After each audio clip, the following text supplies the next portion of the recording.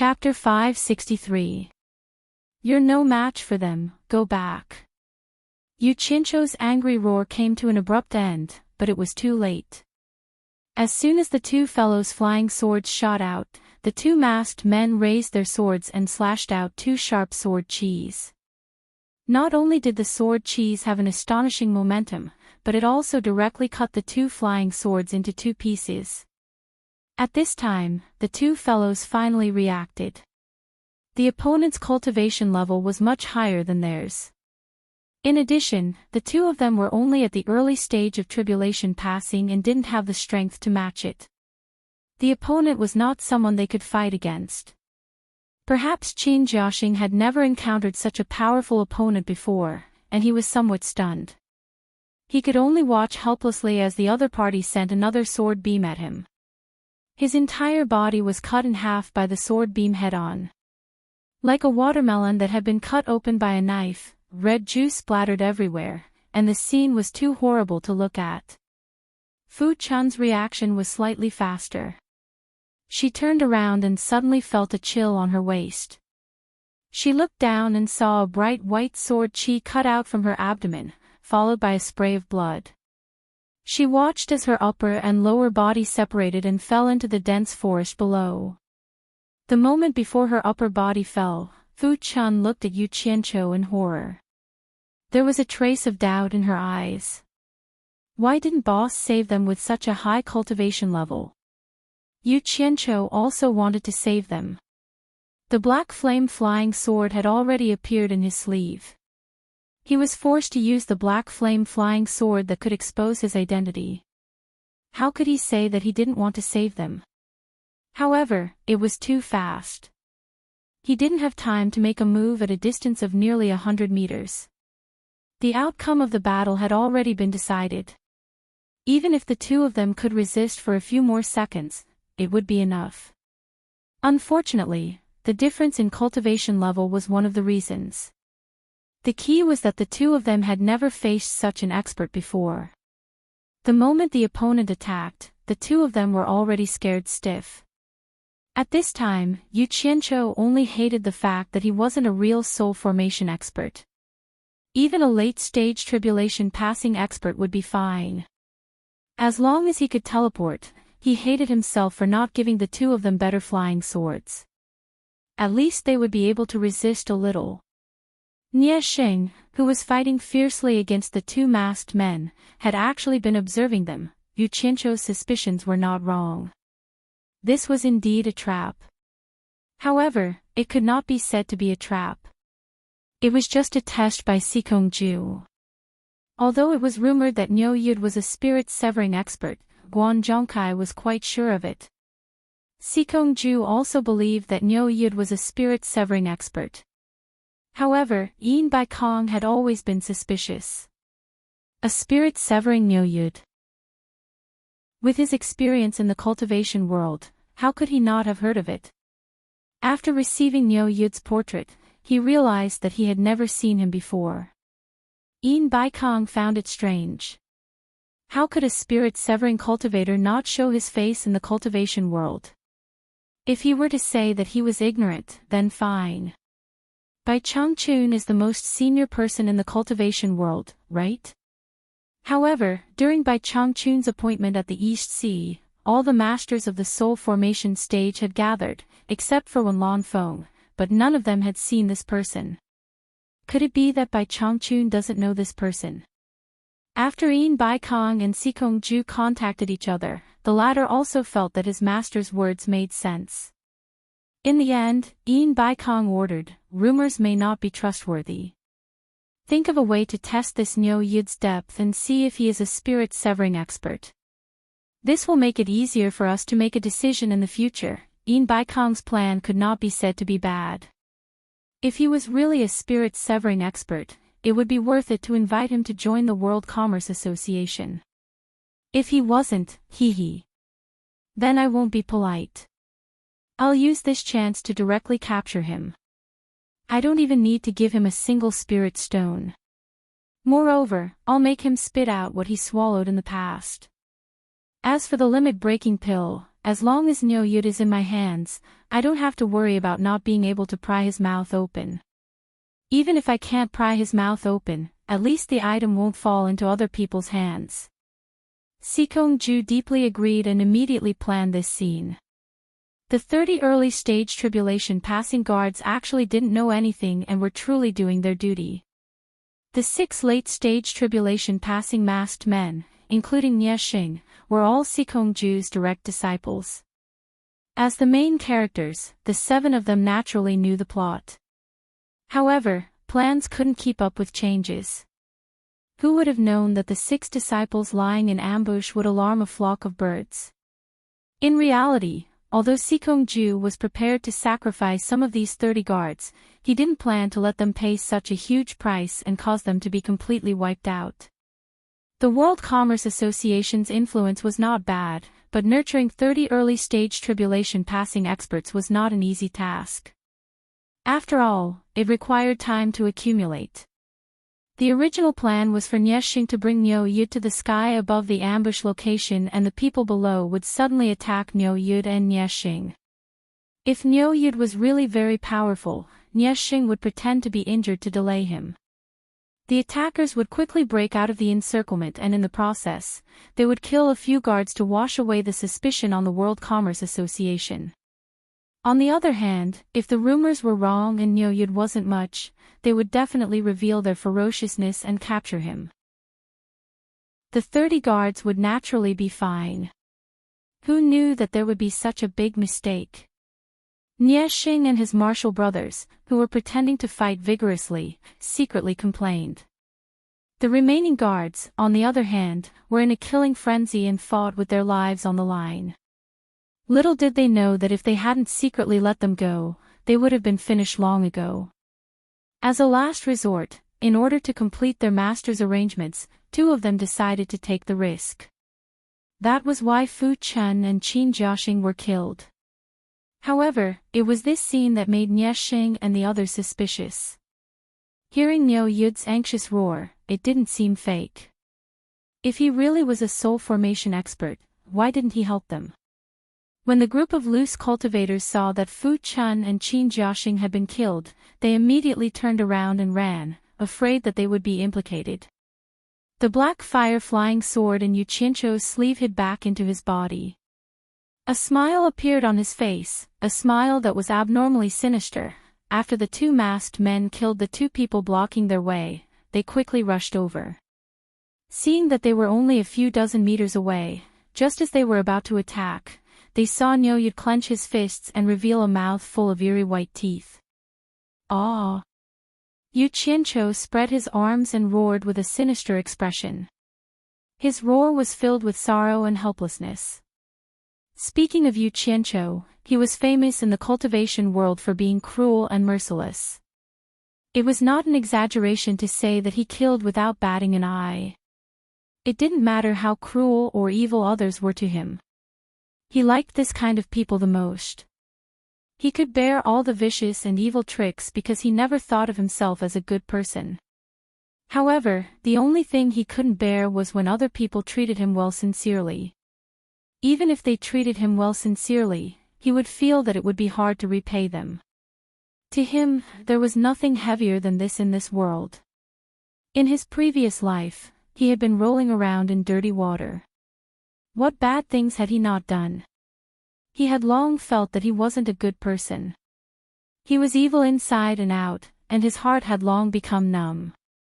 However, once he met someone who treated him well sincerely, he would suddenly wake up and feel that he was still human. Therefore, he cherished this kind of relationship and carefully protected it in every possible way. He wasn't a person who fell in love easily, but why were Fu Chun and Qin Jiaxing so stupid? They usually looked like they were afraid of death, but why did they risk their lives for him at such a critical moment? You guys are too stupid. I won't feel sad for your deaths, and I won't shed a tear for you. 2 fools, idiots, it's good that you died, lest I find you unpleasant in the future. Countless complaints and curses towards Qin Jiaxing and Fu Chun were all vented in this sorrowful and helpless roar.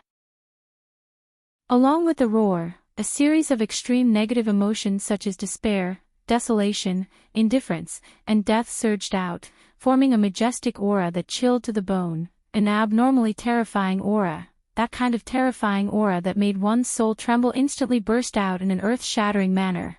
The aura of the black fire hidden in his body burst out in an instant. He wanted to control it, wanted to hold it back, but subconsciously chose to erupt. The area within a radius of a few miles was instantly filled with an icy and frightening aura. It was originally a sunny day, but the area within a radius of a few miles seemed to have turned into a patch of dusky gray. It was as if the netherworld had opened up a door here. All the insects, birds, and beasts within a radius of a few miles didn't even have the chance to escape. They were instantly frozen to death. The battle on the other side stopped, and everyone looked over while trembling. They didn't understand what was going on. Nieshing looked at Yu Qianzhou, who was roaring angrily with his arms wide open, in horror. His heart sank, and he subconsciously felt that his probing this time was too absurd. He had offended someone he shouldn't have. He finally experienced the kind of terror that big senior brother Guan Zhongkai had described. It seemed to be even more terrifying. Who said that Niu Yud wasn't an expert of the soul formation stage? He wouldn't believe it even if he was beaten to death. This place had basically turned into hell on earth. It was too terrifying. Within the ghost manor at the edge of the terrifying aura, a group of loose cultivators had just landed. Even though they were at the edge, those loose cultivators with mediocre cultivation levels still felt a little overwhelmed, and they flew away while trembling. The one-armed old man who was pruning suddenly raised his head and looked in that direction. The shock in his eyes was difficult to conceal. He didn't know which expert was able to emit such a terrifying aura. Could it be Bai Changchun? No, this wasn't Bai Changchun's aura. It was completely different. A loose cultivator flew past him, and his single arm grabbed onto his shoulder with lightning speed. That loose cultivator said in horror, "Senior, what are you trying to do? Speak, what's going on over there?" The one-armed old man asked for the first time. "You're not mute." That loose cultivator hurriedly corrected himself in shock. It's Senior Niu Yud who was ambushed by unknown masked people. Fu Chun and Qin Jiaxing were killed. That's all I know. The one-armed old man shook him off with one hand, and directly disappeared from the ghost manor using teleportation. The two masked people who attacked Yu Qianzhou were the first to bear the brunt of this terrifying ice-cold wave. Moreover, they were at the very center of this terrifying aura. At this moment, let alone attack, the swords in their hands had already fallen out of their hands. They forcefully held on in the air, but they could hear their upper and lower teeth chattering non-stop, and their eyes were showing signs of rolling back. Chapter 564. Then, a green flying sword flew out of his sleeve and cut a flat surface on the trunk of the big tree between the two graves. The green light flashed, and a few words were engraved: "Wake up from your dream." 6 heads were at the early stage of the tribulation transcendent stage, and 3 heads were at the late stage. Yu Qianzhou raised his head and looked at the one-armed old man in the air not far away. The two stared at each other for a long time. There was a flat bluestone path at the back door that led to the canyon 100 meters away. There was actually nothing in the canyon. It was just a place for cultivators to go and land. The main reason was that they were afraid that the cultivators would come and go too shockingly, scaring the mortals. In a slightly flat place in the forest, he found a big tree. On both sides of the tree, he slashed out 2 deep pits with his palms. Then, he released 2 clouds of golden mist into the 2 pits. In the blink of an eye, 2 golden coffins appeared in the 2 pits. Was he still human? The one-armed old man asked himself. The consequences could be imagined, but he didn't dare to say anything to save them. The consequences of revealing the secret would probably anger Niu Yud. Such a terrifying person was already so powerful just from his aura.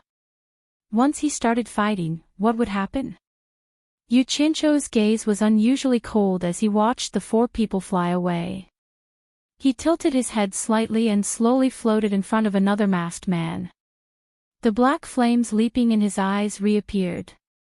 White smoke, a broken body, and another head in his hand.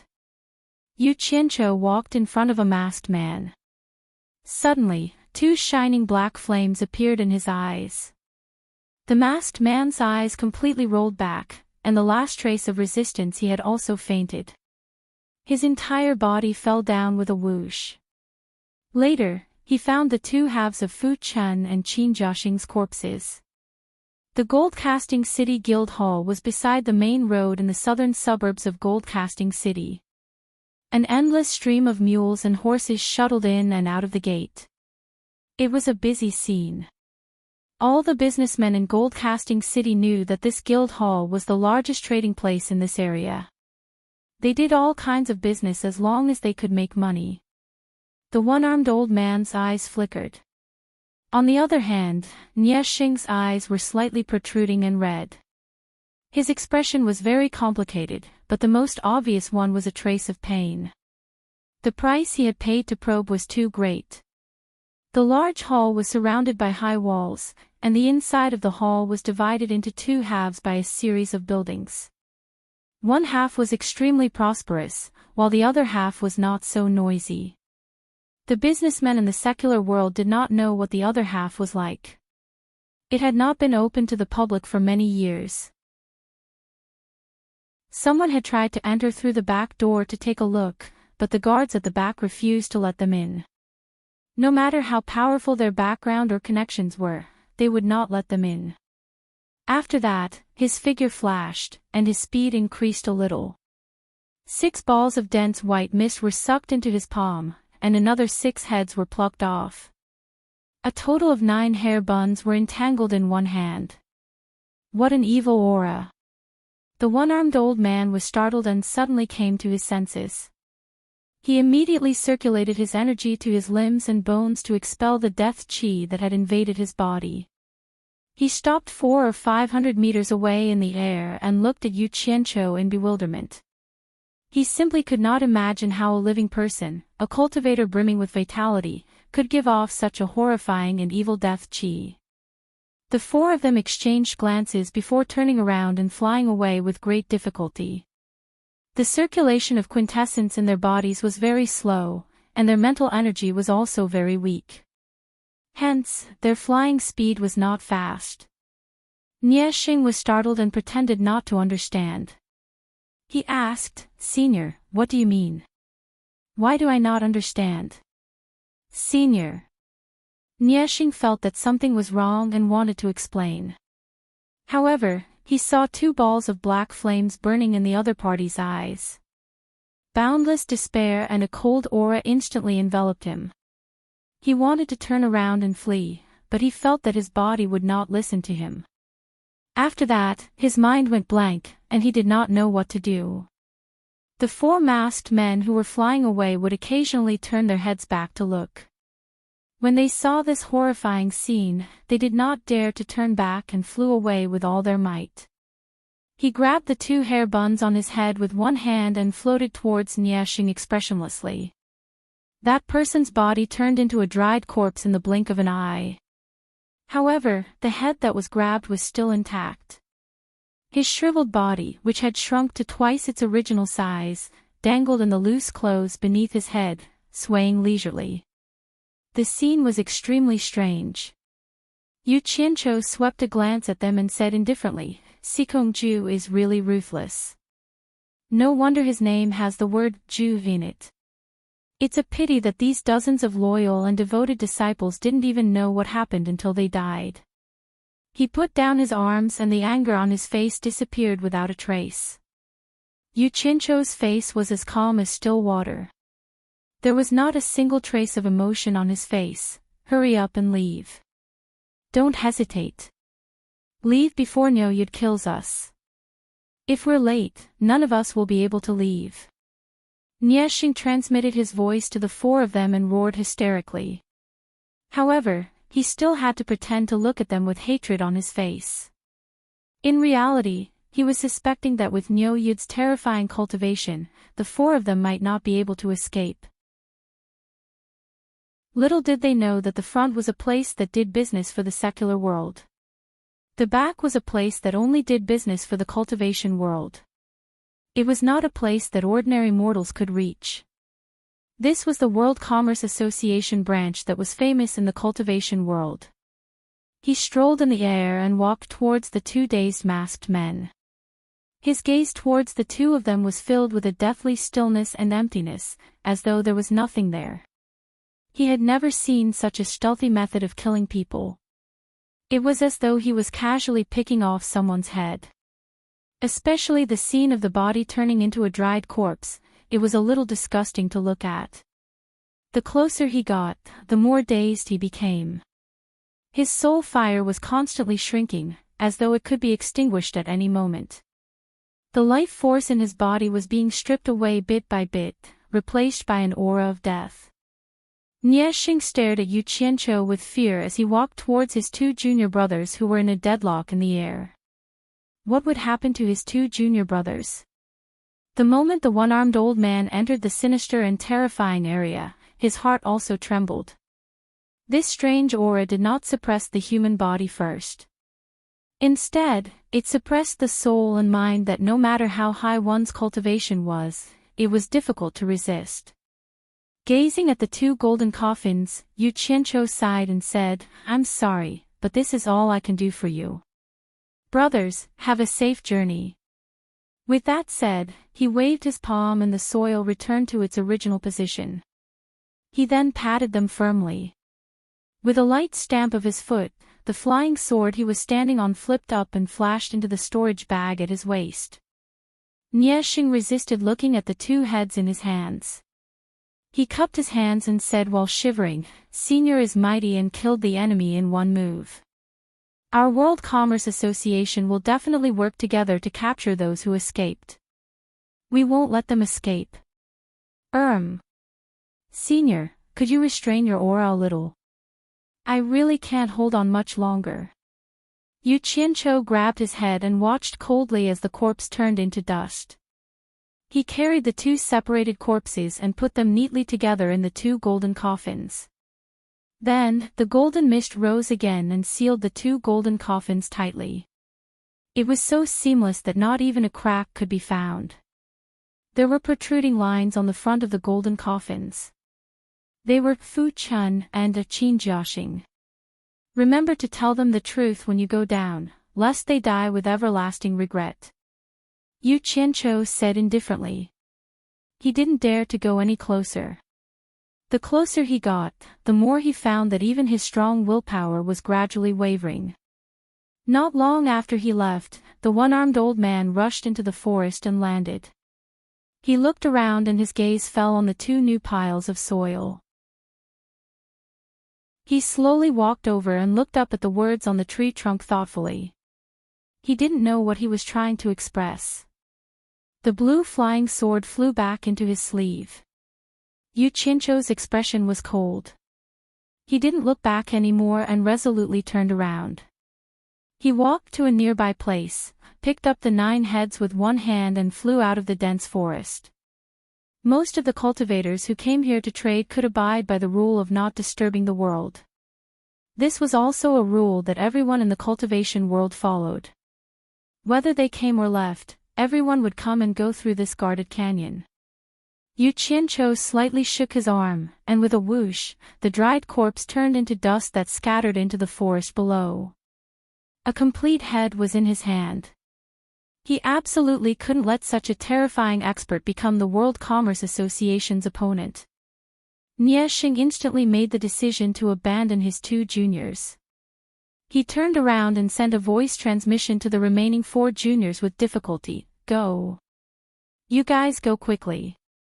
This Nyo Yud's cultivation is probably several levels higher than Master's. He's not someone we can deal with. Quickly go back and tell Master the news so that Master can prepare." Failure, pain, and sorrow took turns to strike at his heart.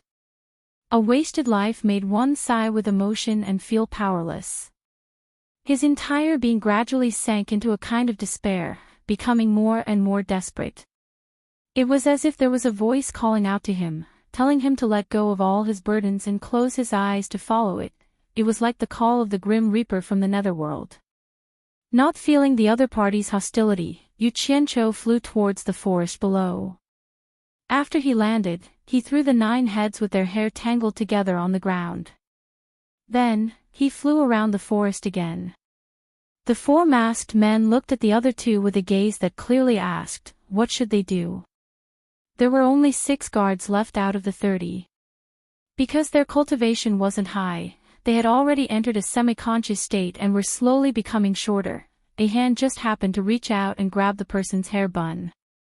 The masked man emitted a cloud of white smoke with a whoosh and entered the hand that grabbed the person's hair bun. In the canyon, a few people left and a few people landed.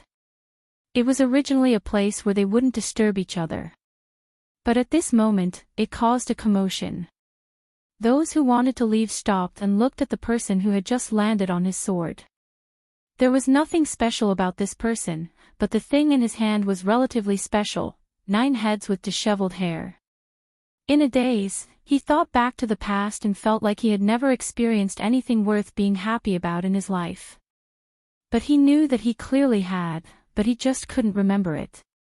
The only thing he could remember was failure after failure, as well as every pain and sorrow. The sad past that he didn't want to remember appeared so clearly in his mind as if it had just happened.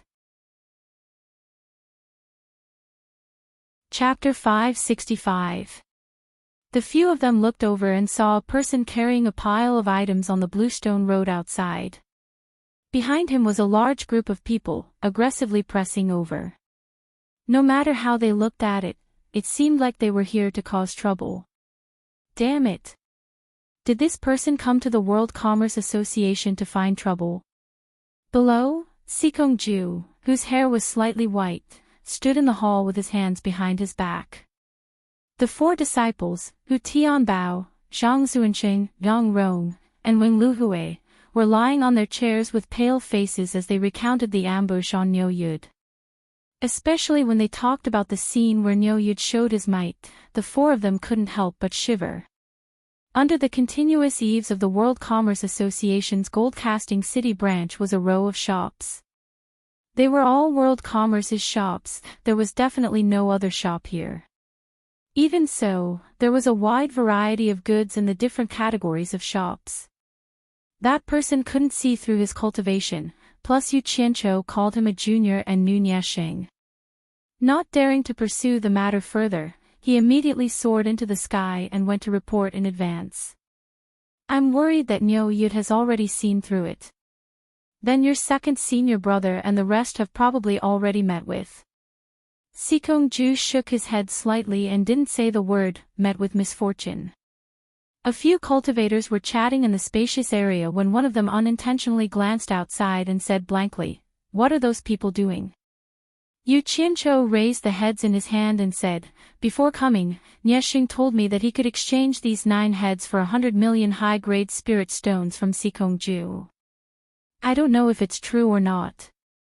"That's right, Niesheng is from your World Commerce Association, right?"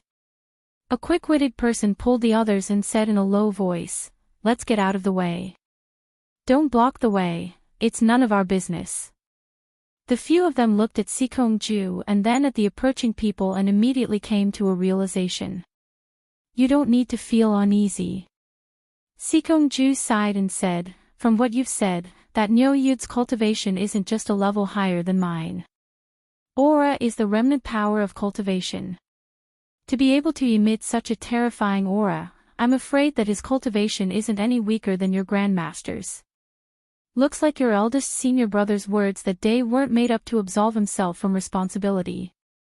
I can only blame my poor judgment for harming 8th and 9th brother. I'm worried." The 10 disciples he had painstakingly trained had always been his right-hand men in handling the affairs of the World Chamber of Commerce. In order to complete the task assigned to him by his master Yin Bai Kong, and in addition to the importance of the limit-breaking pill, he had brought all 10 of his strongest disciples with him. He did not expect that 2 of them would be gone in the blink of an eye. How could he not be heartbroken? There was one more that worried him. The four of them looked at each other. Hu Tianbao asked, Master, what are you worried about? That's right. That person was also sizing up Yu Qianqiu. When he realized that he couldn't see through his cultivation, his tone became slightly more polite. I'm not sure either. In short, it's a bunch of bastards. Yu Qianqiu looked at the things in his hands and said indifferently, these guys ambushed Niu Yud and Niaxing outside the Ghost Manor. Don't you think they deserve to die? Whispers rang out in the valley. Someone actually brought 9 heads here. It seemed like he was trying to ruin the World Chamber of Commerce's business. What surprised everyone even more was that the scene in front of them showed that the dignified soul formation expert, the number 2 person of the World Chamber of Commerce, Sikongju, had come to meet this person. The group of people in the valley followed behind Yu Qianqiu. Even those who were about to leave after finishing their business also returned to follow, wanting to see what would happen next. The group of people in the valley was in an uproar. The uproar was because they felt that this person was extremely arrogant. Who was Sikongju? He was the head disciple of the late soul formation expert Yin Baikong. He himself was also an early soul formation expert and was the number 2 person of the World Chamber of Commerce. It was difficult for normal cultivators to meet such a person in the cultivation world. To let Sikongju know who he was without announcing his name, his background was probably not simple. This person was Sikongju's 3rd disciple, Mu Lianqiu. He gestured to his 4 junior brothers, indicating that there was no need to be overly courteous. He then walked to his master with a frown and cupped his hands, saying, Master, I received a report from a disciple in the valley. Someone brought 9 heads to find you. He said that senior brother Nya asked him to bring them to you to exchange for a reward. He also said that you would know who he was after talking to him. Sikongju waved his hand and released a gentle force that pressed him back to his original position. He said, Your body hasn't recovered yet. Sit and talk. That person's expression turned solemn. He had seen Niaxing bring a group of people to the Ghost Manor early in the morning. He didn't expect that they would be ambushed. He immediately cupped his hands and said, I wonder if you can tell me your names so that I can report it. The person who came was actually familiar with Second Martial Uncle, so he naturally had to treat him seriously. It should be Niu Yud. Sikongju turned to look at Mu Lianqiu with a sinister expression. Where is he? Even if they didn't know this person, they could guess who he was from how everyone addressed him. He was the famous soul formation expert of the World Commerce Association, Sikongju. What made them nervous was why was he staring at them? I hope so. Just as Sikongju let out a long sigh, they heard hurried footsteps coming from outside. When a middle-aged man came in, Hu Tianbao and the other 3 shouted, 3rd Martial Brother. He's reported to be walking over from the valley, Mu Lianqiu replied. As he spoke, he kept sizing up the 9 heads in the man's hand. Unfortunately, their faces were covered by messy hair. 2 of their faces were even covered by black cloth, so they couldn't see their faces clearly. He couldn't help but ask, whose heads are these 9 heads? Sikongju could easily see the deep fear in his disciple's eyes. He pondered and said, so that means that Niu Yud's cultivation has indeed reached the soul formation stage. That's right. With our strength, it's not worth the soul formation expert to look at us for so long. The few of them hurriedly moved to the sides. As long as you could afford it, you could buy almost anything here other than rare items that were hard to find in the world. Even if you didn't have something for the time being, as long as you paid a deposit, the goods could be transferred very quickly.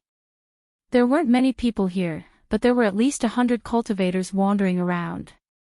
There were customers in front of the row of shops. In the middle of the shop was a large open door. There were people guarding it, and no one was allowed to enter or leave. Master, forgive disciple for speaking bluntly. Hu Tianbao, who was sitting at the head of the table, struggled to stand up and speak. This was all thanks to the powerful trading network that the World Commerce Association had set up in the cultivation world. It lived up to its reputation. At the same time, there were shops that specialized in buying things. As long as it was something worth buying or selling, it would all be bought. The World Chamber of Commerce still had many branches like this throughout the cultivation world. Master, it shouldn't be as bad as you think. Hu Tianbao analyzed. With that Niu Yud's cultivation, he could have taken our lives effortlessly, but he didn't do so. Since he could even let us go, even if he saw some clues, he probably wouldn't make things difficult for second senior brother. Second martial uncle. That person's face was filled with respect, but when he heard this guy directly call his martial ancestor Sikongju's name, his face changed and his tone became a little stiff. That's right, second martial uncle is the manager of this branch. Yu Qianqiu looked around and his gaze fell on Sikongju. He snorted. I don't see any other soul formation cultivators here. You're the only one who barely makes it. Needless to say, you're Yin Baikong's eldest disciple. What's your name again? Actually, it would be strange if he could see through Sikongju's cultivation. But he could guess it even if he used his butt. Not to mention, he had heard someone call Sikongju senior earlier. Sikongju's heart thumped. Indeed, what he feared had come true. Hu Tianbao and the others looked at each other with pale faces. It's fine if I don't say my name. It's not something a junior like you has the right to ask. Yu Qianqiu's words were filled with arrogance. He glanced at him expressionlessly and said, Go tell Sikongju that I brought a few heads to claim my reward. He will naturally know who I am. Finishing, he carried the 9 heads and walked out of the canyon. When the spectators saw Yu Qianqiu, they were instantly dumbfounded. Speaking of killing people, who hadn't done it before? But running around with heads in their hands, they really hadn't done it before. Not to mention running to the World Commerce Association with a bunch of heads. Many people looked at the dozen or so guards around the canyon. A person flashed down from the top of the canyon and landed in front of Yu Qianqiu. He said in a deep voice, The World Commerce Association welcomes friends from all over the world to do business. I wonder what does friend mean by bringing a few heads here. Thank you, Master. Hu Tianbao cupped his hands gratefully and said uneasily, Master, forgive disciple for speaking bluntly. I'm afraid Niu Yud's cultivation is even higher than Master's. In the inner hall of the gold casting city branch, Yin Baikong's portrait hung on the wall in the middle of the hall. From this portrait, he looked much more elegant than Yin Baikong himself. He had the air of an immortal. You're from the World Commerce Association. Yu Qianqiu glanced at him and found that he was the same as him. He was also in the early stage of tribulation passing. The two of them walked to the center of the hall. When they were a few meters apart, they stopped and sized each other up. Yes. Hu Tianbao and the others accepted the order and stood up to walk towards the back of the hall. Let's go and take a look first. Just as the master and disciple walked to the door, Sikongju suddenly stopped and turned his head, saying, You 4, go hide in the secret room for now. Finishing, he quickly walked away. How could a person worthy of Sikongju's personal appearance be an ordinary person? Everyone immediately whispered to each other, trying to guess this person's background. Everyone also looked at Yu Qianqiu and found that he was indeed very unfamiliar. At this moment, they heard a wave of flattery coming from behind them. Senior Sikong was being called out non-stop. Looking back, they saw 2 people standing outside the large open door in the middle of the shop. The person standing at the front had white hair and a sinister expression as he looked over. People continuously went over to pay their respects, but this person remained indifferent and didn't move at all. He just stared straight at them. On the bluestone path between the canyon and the gold-casting city branch, Yu Qianqiu expressionlessly walked in front with 9 heads in his hands. A group of people followed a few meters behind him. No matter how one looked at it, it was a little strange. The moment Yu Qianqiu stepped through the gate, Sikong-ju walked over. He didn't dare to be careless when facing such an expert. His gaze swept across the pile of heads in Sikong-ju's hands and he immediately felt his chest tighten. Chapter 566. But when these words fell into other people's ears, it had a different meaning. He called Yin Baikong directly by his name and did not put Sikong-ju in his eyes at all. Everyone was shocked and looked at each other with questioning gazes before shaking their heads, indicating that they did not know who this person was. Mu Lianqiu could not take it anymore. Someone was looking down on his master. No matter how high the other party's cultivation was, if he did not say anything, how could he face others in the future? He took 2 steps forward and was about to scold Niu Yud, but Sikong-ju gently waved his hand to stop him. Sikong-ju sized Niu Yud up and a trace of shock appeared in his eyes. Since he could not see through Niu Yud's cultivation, his previous guess was right. Niu Yud's cultivation was indeed higher than his. Sikong-ju greets Mr. Niu. Sikong-ju greeted him politely. He wanted to call him Brother Niu, but he could not figure out Niu Yud's level, so he could only call him Mr. Niu. Everyone immediately reacted. Who else could make Sikong-ju treat someone with the surname Niu so politely other than Niu Yud, who dared to raise the price at the ghost village to cheat the various countries? He's the ruthless judge, Niu Yud. He's the Niu Yud that the World Trade Association spent 1 billion high-grade spirit stones to invite? No wonder. The group of people discussed. He was Niu Yud himself. The people who came with Yu Qianqiu to watch the show were stunned. They recalled what Niu Yud said in the canyon and looked at the pile of heads in his hand. They could not help but wonder who was so daring to attack the ruthless judge. They were really courting death. TSK. My eyes are pretty good. You are indeed Yin Baikong's eldest disciple. Yu Qianqiu nodded. At this time, most of the group's gazes were fixed on the 9 heads, trying to identify who these people were. They actually dared to attack a soul formation cultivator. It was obvious. Someone who could make the World Trade Association spend 1 billion and who could make Sikong-ju personally come out to welcome them must be at the level of a soul formation expert. Mu Lianqiu looked at the 2 masked heads. His pupils constricted and his breathing became a little chaotic. His hands, which were hidden in his sleeves, involuntarily clenched into fists, his knuckles turning white.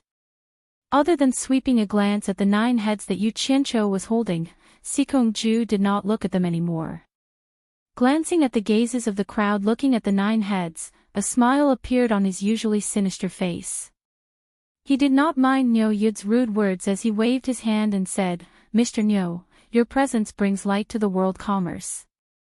Please come in and speak, please. Their attitude was very courteous. The master and disciple stood on the left and right, giving way to the middle of the road. The standard of this welcome was not low. However, no matter how well he acted on the surface, no matter how much face he gave, it could not extinguish the rage Yu Qianqiu felt when he buried Fu Chun and Qin Jiaxing with his own hands. You dare to plot against me and touch my people? You better pay the price first. Yu Qianqiu sneered in his heart, but on the surface, he was polite. However, his feet didn't move at all. He smiled and said, No hurry. Sikong-ju, is Niexing your disciple? The master and disciple looked at each other and tried their best to hide the gloominess in their eyes. Then, Sikong-ju looked at the surrounding people, turned around, and nodded. That's right. He is my second disciple. I sent someone to receive Mr. early in the morning. Could it be that Mr. did not see him? That's good. I thought I met a swindler. Yu Qianqiu muttered and turned around with a cold expression. He looked at the surrounding cultivators and said, On the way here, I was attacked by 6 late-stage tribulation passing realm cultivators. I don't know which sect sent them. Everyone, please bear witness. Spread the news for me. If I, Nyoyud, find out who did it, I will twist his head off and use it as a urinal. Many people were in an uproar as they didn't expect such a thing to happen. However, when everyone thought about it, they felt that something was wrong. Wasn't it attacked by 6 late-stage tribulation passing realm cultivators? Why are you carrying 9 heads in your hands? Sikong-ju and Mu Lianqiu were expressionless and naturally wouldn't admit that they did it. Mu Lianqiu even shouted solemnly, "There's actually such a thing. You even dare to touch our world commerce's esteemed guest. You are simply looking down on our world commerce." Lianqiu. Yes, disciple. Mu Lianqiu cupped his fists. Immediately send a message to the various chambers of commerce. Use all our resources to investigate this matter. Find the mastermind and give Mr. Nyo an explanation. Yes. Mu Lianqiu quickly turned around and left. Yu Qianqiu raised half of his eyebrows as he watched the master and disciple echo each other. After Sikong-ju passed the order, he frowned and asked, "Mr. Nyo, why didn't I see my disciple return with you? Could it be that my disciple has met with some mishap?" "It's like this," Yu Qianqiu explained. "Those 6 attacking cultivators saw that the situation wasn't right and wanted to escape. I was in a rage, so how could I let them escape? Thus, I was prepared to take action personally. Who knew that Nieshing wouldn't dare to trouble me? He said that the world commerce would offer a huge reward for the capture and that the attacking bandits wouldn't be able to escape." Sikong-ju's eyebrows twitched and said, "What is this Nieshing doing? With Mr. taking action, it should be easy." Before he could finish speaking, Yu Qianqiu slapped his thigh and said, "That's right. I told Nieshing at that time that since we are going to offer a reward for the capture, why let the money fall into the hands of others? I happened to be a little tight on cash, so I did not hesitate to take action and casually killed 2 of them." The surrounding people exclaimed in surprise. He was indeed an expert to casually kill 2 late-stage tribulation transcendence cultivators. Sikong-ju's eyebrows twitched uncontrollably. Yu Qianqiu continued in high spirits. "After I brought the 2 heads back, I asked Nieshing how much they were worth. Nieshing said that I would be able to find out who the mastermind against the world commerce was from these 2 people and that the world commerce would definitely not mistreat me. However, I am a stubborn person and wanted him to state a price first. Otherwise, I would not give him the 2 heads. In the end, Nieshing decided that it was at least 100 million high-grade spirit stones. To be honest, I was very satisfied with this price and gave him the 2 heads immediately, 100 million high-grade spirit stones. The world commerce is indeed wealthy." The surrounding people exclaimed in surprise again. Mu Lianqiu, who had just returned, had a taut expression and did not say a word after hearing this. Sikong-ju already knew the truth from his 4 disciples and wished he could tear Nyo Yud's mouth apart for lying through his teeth. He let out a sigh and said, "Does that mean that my disciple, Nieshing, is still alive? Sikong-ju, you are not a righteous person. Why do you change the topic when we talk about money?" Yu Qianqiu asked unhappily, "I only have one question for you. Does the 100 million high-grade spirit stones reward that your disciple, Nieshing, mentioned count?" This. Sikong-ju suppressed his anger and forced a smile. "Sir, there is no need to be anxious. 100 million high-grade spirit stones is not a small amount. When Nieshing returns, I will verify it with him. If he really said that, with the reputation of the world commerce, we will not go back on our word. Does that mean you suspect that I'm lying?" Yu Qianqiu snorted coldly. "Looking at the situation, I don't expect to get the reward. Since that is the case, I will first find the mastermind who attacked me and settle the score." As he spoke, he pulled out 2 heads from the 9 in his other hand. They were the 2 masked heads. He raised them and walked around the crowd.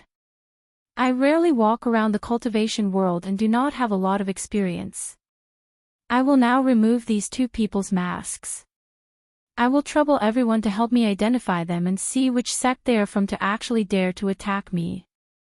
Don't worry, I never mistreat my friends who help me. If anyone can help me identify them, I will give 10 limit-breaking pills as a reward. Sikong-ju and Mu Lianqiu's expressions changed drastically. This guy actually played this trick. He was too extreme. 10 limit-breaking pills. The group of people immediately became excited. There were many nascent soul cultivators here. What did 10 limit-breaking pills mean? It went without saying that it meant that they could successfully step into another realm that they had been searching for. Are you serious?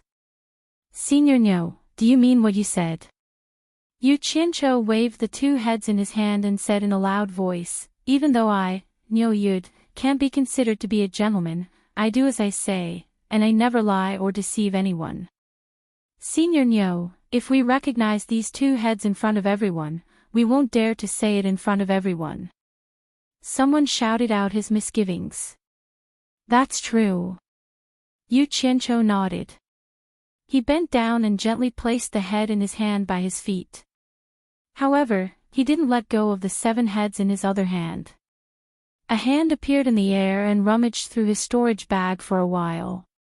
A large amount of bright red things appeared in front of everyone. The red mist lingered, and even under the bright sun, it couldn't cover it up.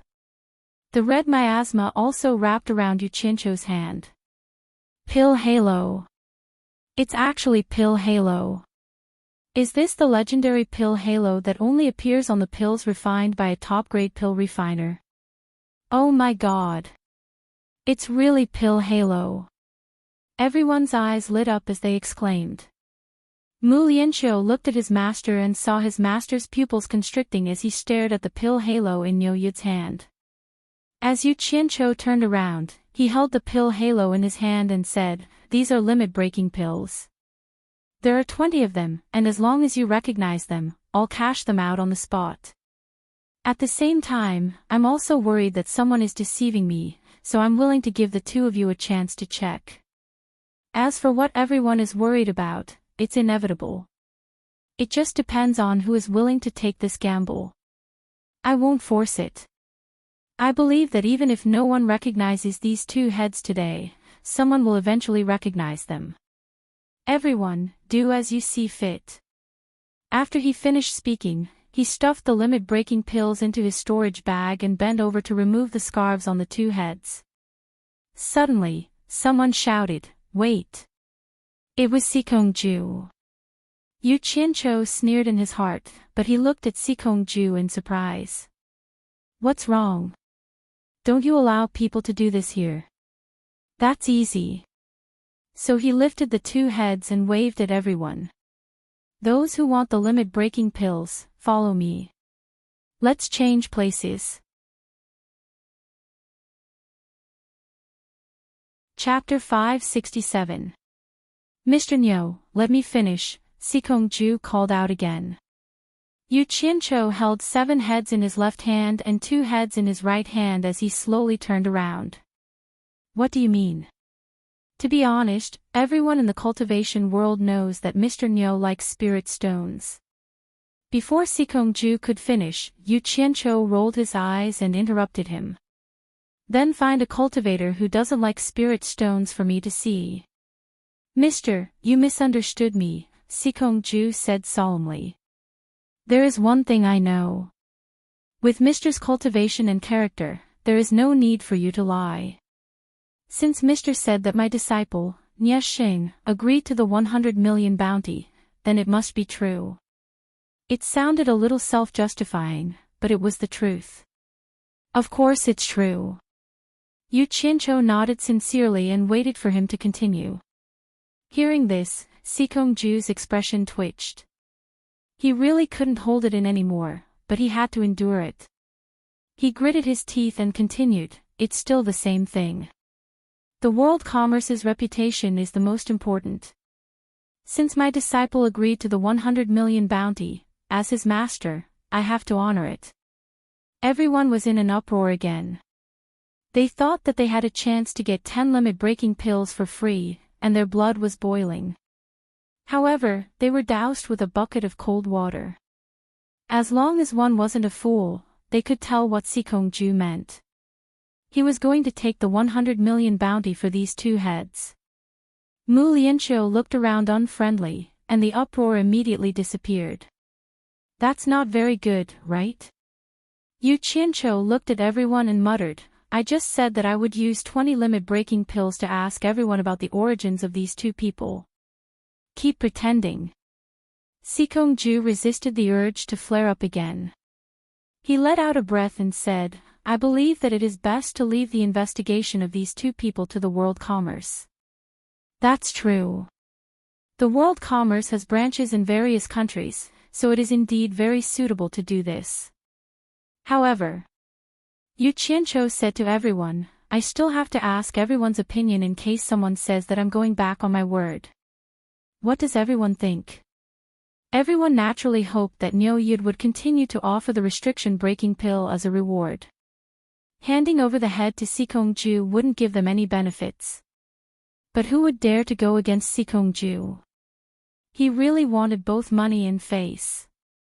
Sikong-ju was so angry that he was laughing in his stomach. However, it couldn't be helped. His two disciples were well-known figures in the cultivation world. Once they showed their faces, they would definitely be recognized by a lot of people. Niu Yud had gotten 300 million from him, and 200 million of it was the deposit to join the World Chamber of Commerce. Once he found an excuse, he would really lose both the person and the money. Furthermore, this madman dared to blatantly deceive the various countries. Was there anything he wouldn't do? Who would dare to do this without some backing? In short, the World Commerce Chamber of Commerce did not dare to do what he did. If this madman used this as an excuse to start a fight with the World Commerce Association, who knew what the result would be? We can't lose the big for the small. Sikong-ju was rather suspicious. He didn't know if the World Commerce Chamber was right or wrong to offend this fellow, but he just felt that something was wrong. Everyone. Sikong-ju cupped his hands at the surrounding cultivators and said, This matter is not that Mr. Niu went back on his words. It's just that this ambush was targeted at our World Commerce Chamber. Our World Commerce Chamber has the responsibility to investigate who is going against us. Please give me, Sikong-ju, some face and don't make things difficult for Mr. Niu. Why would I be in a difficult situation? Wouldn't it have been over if I had paid earlier? Why did I have to sell my face? Yu Qianqiu also looked at everyone apologetically. We don't dare. We don't dare. We should. The group of people had no choice but to give in. If they didn't give Sikong-ju face, someone would probably take care of them the moment they left. However, everyone more or less sensed that something was wrong, but they couldn't tell what was wrong. Mu Lianqiu bit her lips lightly, and her face was slightly pale. Sikong-ju stared at Yu Qianqiu, and there was something in his eyes. Niu Yud, everyone knows that I've already done this. What else do you have to say? Yu Qianqiu wanted to laugh, but he couldn't hold it in. Thus, he smiled calmly and said, Since you know that I like money, then I won't put on an act anymore. Shouldn't you give me the 100 million reward first before we talk? Facing a soul formation expert, he still felt a little guilty. Right now, he believed in getting the money first. If anything happened, he was quite confident in his ability to escape. Everyone looked at each other and was really speechless at this Niu Yud. Sikong-ju was so angry that he couldn't say anything. He was afraid that he wouldn't be able to control his tone and give the other party an excuse. He stared at Niu Yud in silence for a while, then he took out a storage bag from his waist and threw it over without saying anything. Yu Qianqiu's eyes lit up, and he reacted quickly by throwing the two heads in his right hand over as well. He caught the storage bag with his free hand and checked it. After realizing that the number was not bad, he put it away. Mu Lianxiu teleported in front of her master and caught the two heads before moving to the side. After taking a look and confirming that it was her junior brother, she nodded at her master with trembling lips. Sikongju stared at Yu Qianqiu like a hawk and said slowly, "Mister, how is my disciple, Nie Xing? Why isn't he back yet?" He only had two guesses about Nie Xing's outcome. Either he was killed by Niu Yud, or he was captured by Niu Yud. Sigh. Yu Qianqiu shook his head and let out a long sigh. He picked up the 7 heads in his left hand and pulled them out with his right hand before throwing one over. Everyone was speechless. Even though they had cultivated for a long time, they had never seen someone throwing heads like this. Sikongju grabbed Nie Xing's head with one hand, and his long hair fluttered without any wind, causing Nie Xing's face to be clearly visible. Second senior brother. Mu Lianxiu couldn't help but call out. "Niu Yud, you better give me an explanation." Sikongju yelled. He couldn't hold back his killing intent anymore and burst out. The entire place was filled with killing intent, which scared the surrounding people. A soul formation stage expert was showing his prowess.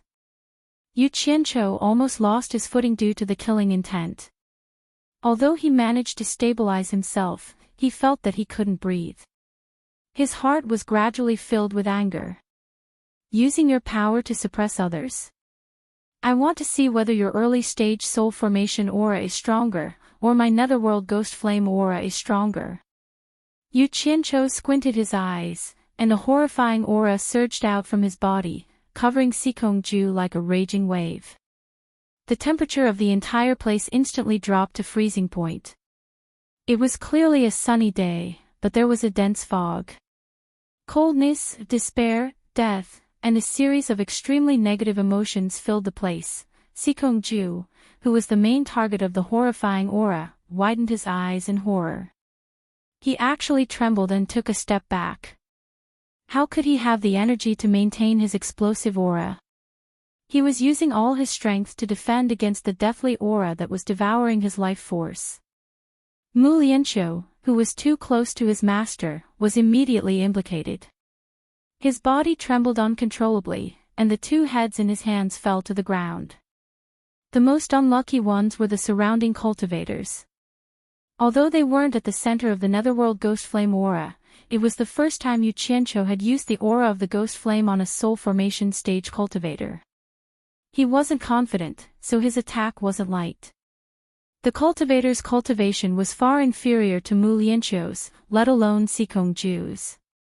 At the very least, no one present had the cultivation of the final stage of the tribulation passing stage.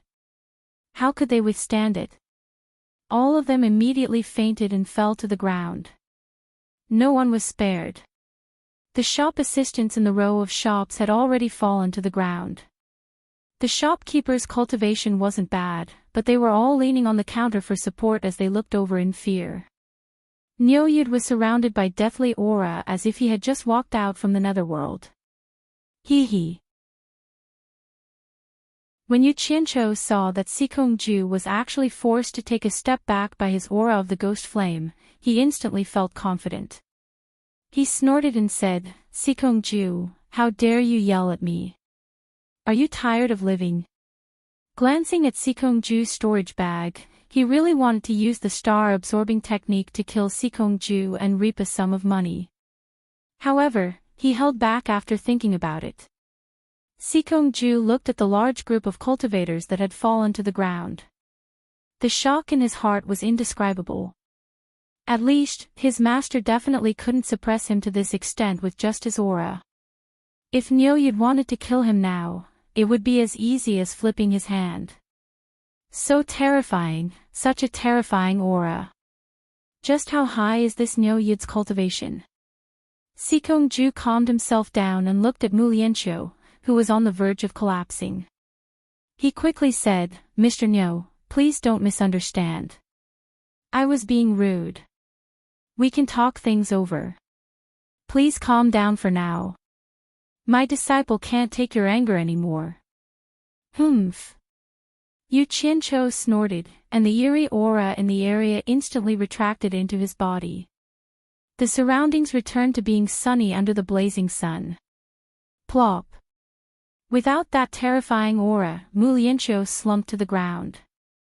His face was pale as he gasped for breath under the sunlight. The shopkeepers in the shops also softened. At this moment, only Yu Qianqiu and Sikongju were still standing. The latter was indeed a soul formation expert. With his powerful cultivation, he quickly forced out the deathly aura in his body. Under the sunlight, it dissipated like ashes. Although he had recovered, he still looked at Yu Qianqiu with lingering fear. This person was too terrifying. Yu Qianqiu raised his hand and threw the 6 heads to Sikongju's feet. Then, he spread his arms and a series of groans could be heard.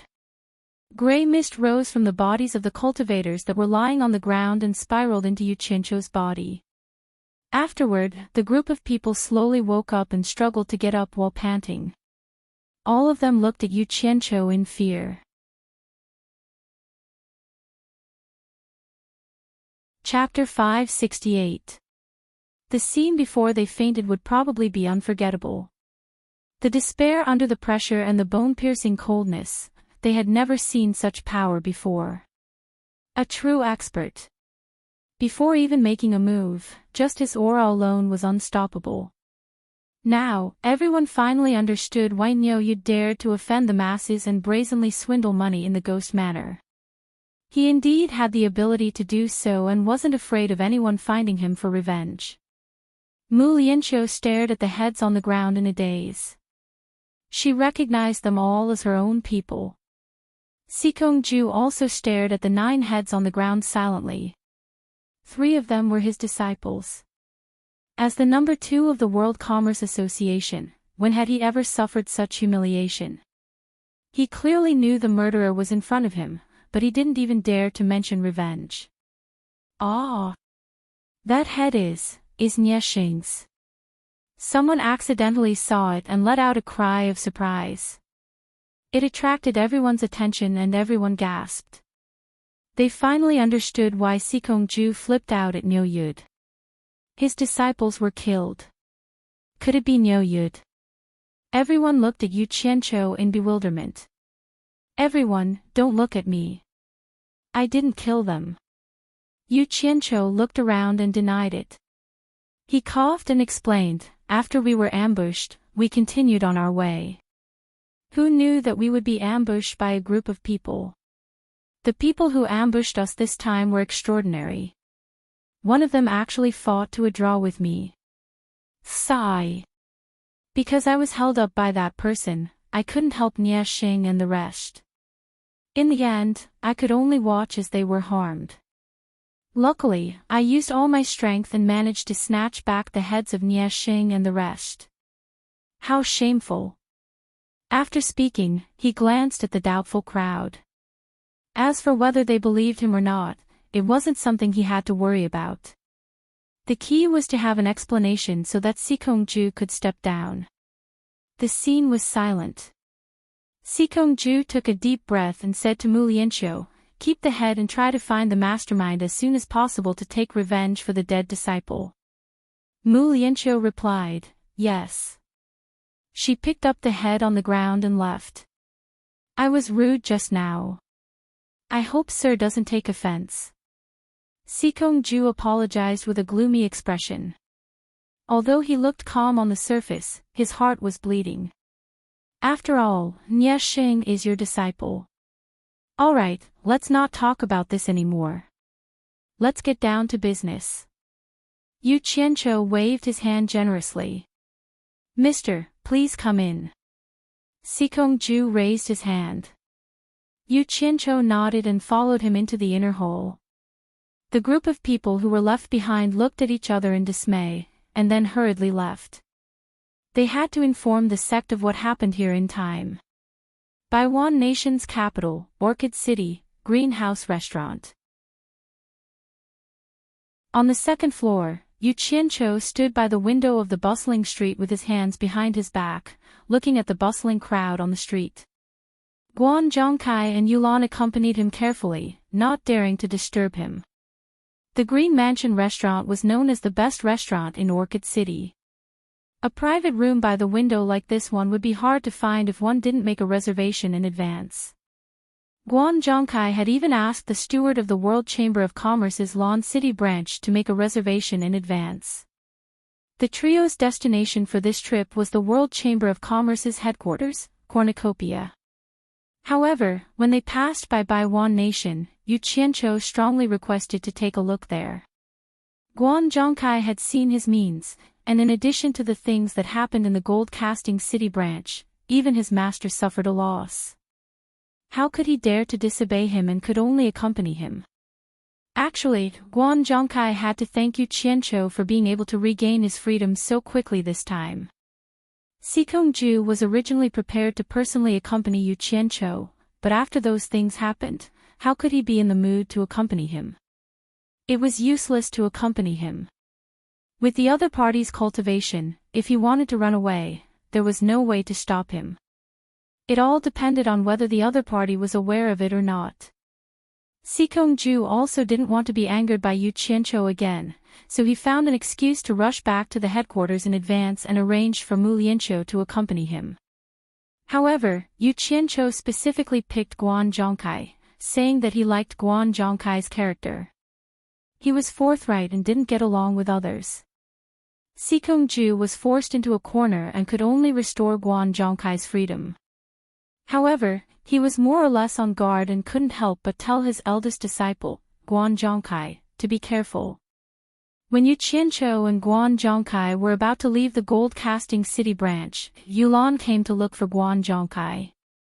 Yu Qianqiu's eyes immediately lit up. He didn't expect that these two old enemies would be together. He immediately put on the airs of a senior and asked Yulan if she was willing to accompany him. Niu Yud had caused such a huge commotion in the Gold Casting City branch, and news of it had already spread throughout the cultivation world. Yulan had looked for Guan Zhongkai under orders to find out news of Niu Yud. He didn't expect to receive an invitation from Niu Yud, so he immediately asked his master. In the end, it attracted the attention of his master. Not only did they want him to accompany Niu Yud, but they also gave him some secret missions. It was because of this that the scene of the three of them at the Green Manor restaurant happened. They had just arrived. These flies are really annoying. I can't even finish swatting them. Yu Qianqiu looked downstairs and snorted coldly. Guan Zhongkai and Yulan looked at each other and looked out of the window. They saw two people sitting at the liangpi stall opposite them, eating. They would occasionally look in their direction, but when they saw that the person upstairs was staring at them, they lowered their heads and continued eating. Two early-stage tribulation transcending cultivators. I'll go deal with them so that they don't disturb Senior's mood. Guan Zhongkai turned and went downstairs. He was already somewhat used to it. Along the way, there were too many people following them. When he and Yulan discovered them, they only gave them a warning. Who knew that Yu Qianqiu would force the two of them to kill them? As long as there was an opportunity to kill them, he wouldn't let them go. These people following them were naturally sent by various factions. Guan Zhongkai and Yulan were a little apprehensive when they wanted to kill them. Who knew that when Yu Qianqiu saw the two of them hesitating, he bluntly said, "If you don't kill them, I'll kill you. Do as you see fit." Only then did the two of them remember that this smiling guy had a nickname, Ruthless Judge. They were quite frightened by his words and had no choice but to do as he said. Yulan was even more bitter after the incident. Why did they get on this pirate ship? Even if they got off the ship, they would still offend people from various countries with this massacre. What would they do in the future? Nonsense. Is this the place to make a move? Yu Qianqiu coldly snorted. There will be plenty of opportunities. Let's talk about it after we leave Lawn City.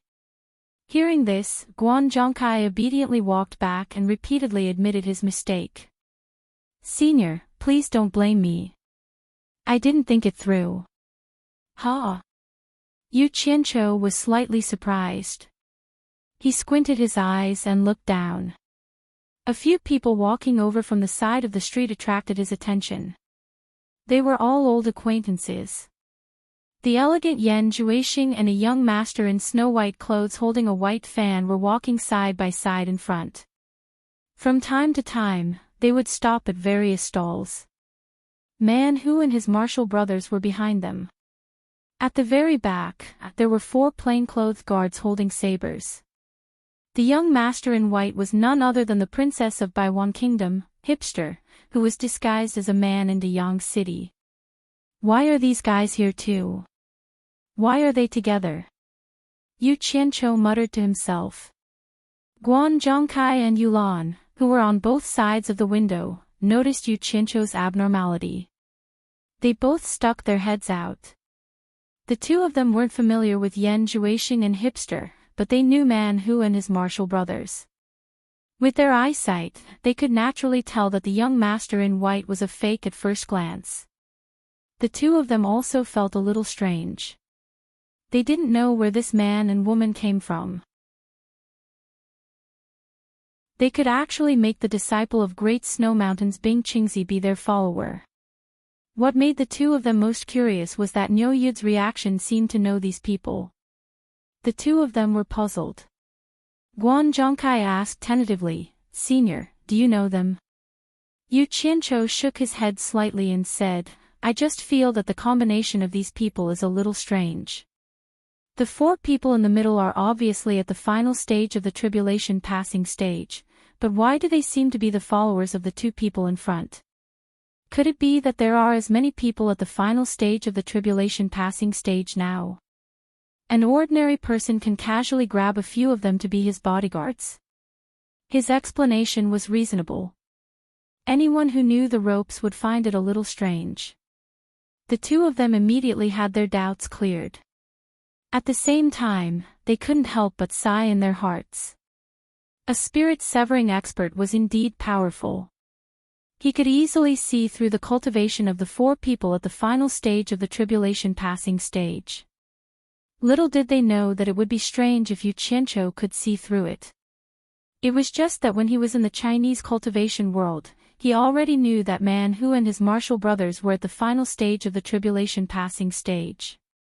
Guan Zhongkai said with a flattering tone, "Although I don't know the 2 people in front, I know the 4 cultivators at the final stage of the tribulation passing stage. Do you want me to call them up and ask them?" "Forget it." Yu Qianqiu waved his hand disapprovingly and said, "It's just 4 cultivators at the final stage of the tribulation passing stage. It's not worth worrying about." Guan Zhongkai, who was also at the final stage of the tribulation passing stage, froze and shut up immediately. Under the gazes of the 3 people, they found that this group of people had also broken into the Green Mansion restaurant. After Wen Lanfeng suppressed the 6 experts at the final stage of the spirit-severing stage, his words of support for Yu Qianqiu made Yan Juixing ponder for a long time. He couldn't figure out when Yu Qianqiu was related to Wen Lanfeng. As for what Wen Lanfeng said about admiring Yu Qianqiu's talent, he didn't believe it. Nobody would believe it, let alone him. They all guessed that there was some relationship between the two of them. Or, when Lanfeng wanted to monopolize the treasure left by the demon monarch of swords in the Mist Forest, so he used the 6 experts to show off. After the battle that shocked the cultivation world, Bing Qingzi finally told Yan Juixing about the secret of the demonic book. Yan Juixing also finally understood why this master and disciple would do their best to help him. Later, Bing Qingzi invited Yan Juixing to Derong Nation, but he refused. The hero, in Yu Qianqiu's hands, could cause chaos in various countries. The amazing strength it showed made him covet it.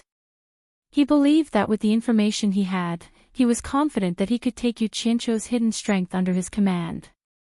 He always felt that it was a wonderful feeling to meet Yu Qianqiu in Baiwan Nation, as if it was a kind of fate that he couldn't explain. Therefore, he decided to wait in Baiwan Nation. If his feeling was wrong and he couldn't meet Yu Qianqiu, he would go to the World Chamber of Commerce before the cornucopia to see the famous event in the cultivation world.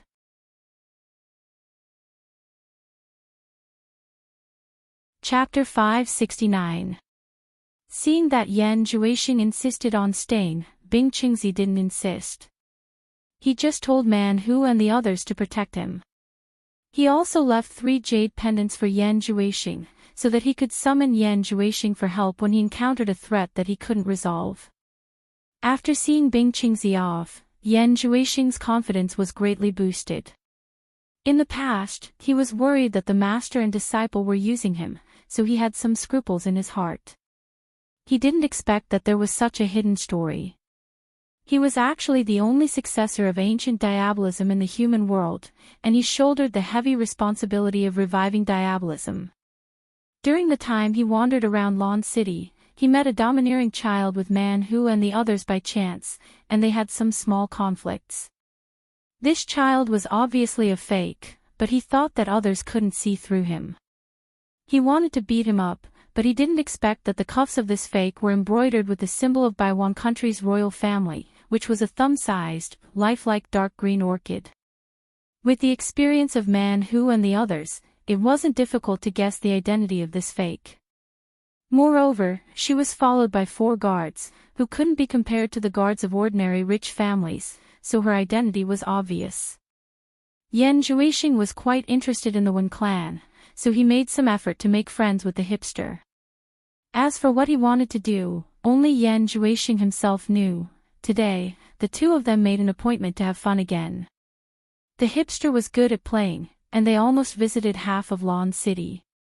After playing for half a day, the hipster finally felt a little tired. Coincidentally, the best restaurant in Lon City was nearby, so she excitedly pulled Yan Juixing and the others into the restaurant. Yan Juixing was a little surprised when he walked in.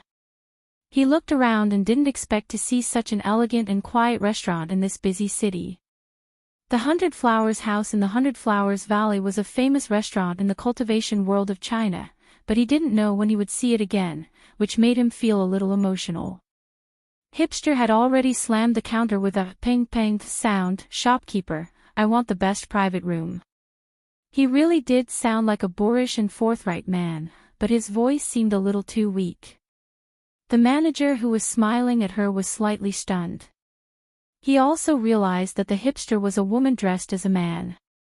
He didn't expose her, but squeezed out a smile and said, "Sir, you really came at a bad time. The best private room is already occupied. Do you want me to check if there are any other seats?" Wen Qing's pretty face tightened. She was a descendant of the heavens, and when she lost her temper, even the current emperor had to listen to her. When had she ever done something like taking a step back? A small restaurant actually dared to reject her request. Just as she was about to fly into a rage, she turned her head to look at the elegant Yan Juixing. In order not to ruin her image, she forcefully suppressed her rage. He left the counter and waved the fan in his hand. The guards at the back understood. One of them stepped forward and secretly took out a golden token. He waved it at the manager and said in a deep voice, "Manager, please ask the guests in the private room to move aside. We will compensate them double for their losses." When the shopkeeper saw the golden token, his expression changed. This was not the first time he had encountered something like this. He was experienced and knowledgeable, so he could tell at a glance that it was a token from the imperial palace. The guest in front of him was actually a distinguished guest from the imperial palace. As a merchant, how could he dare to offend the nobles in the palace? He nodded repeatedly and bowed. "I have eyes but failed to see. I'll go ask the guests in the box to give up their seats." Wait a minute. Wait a minute.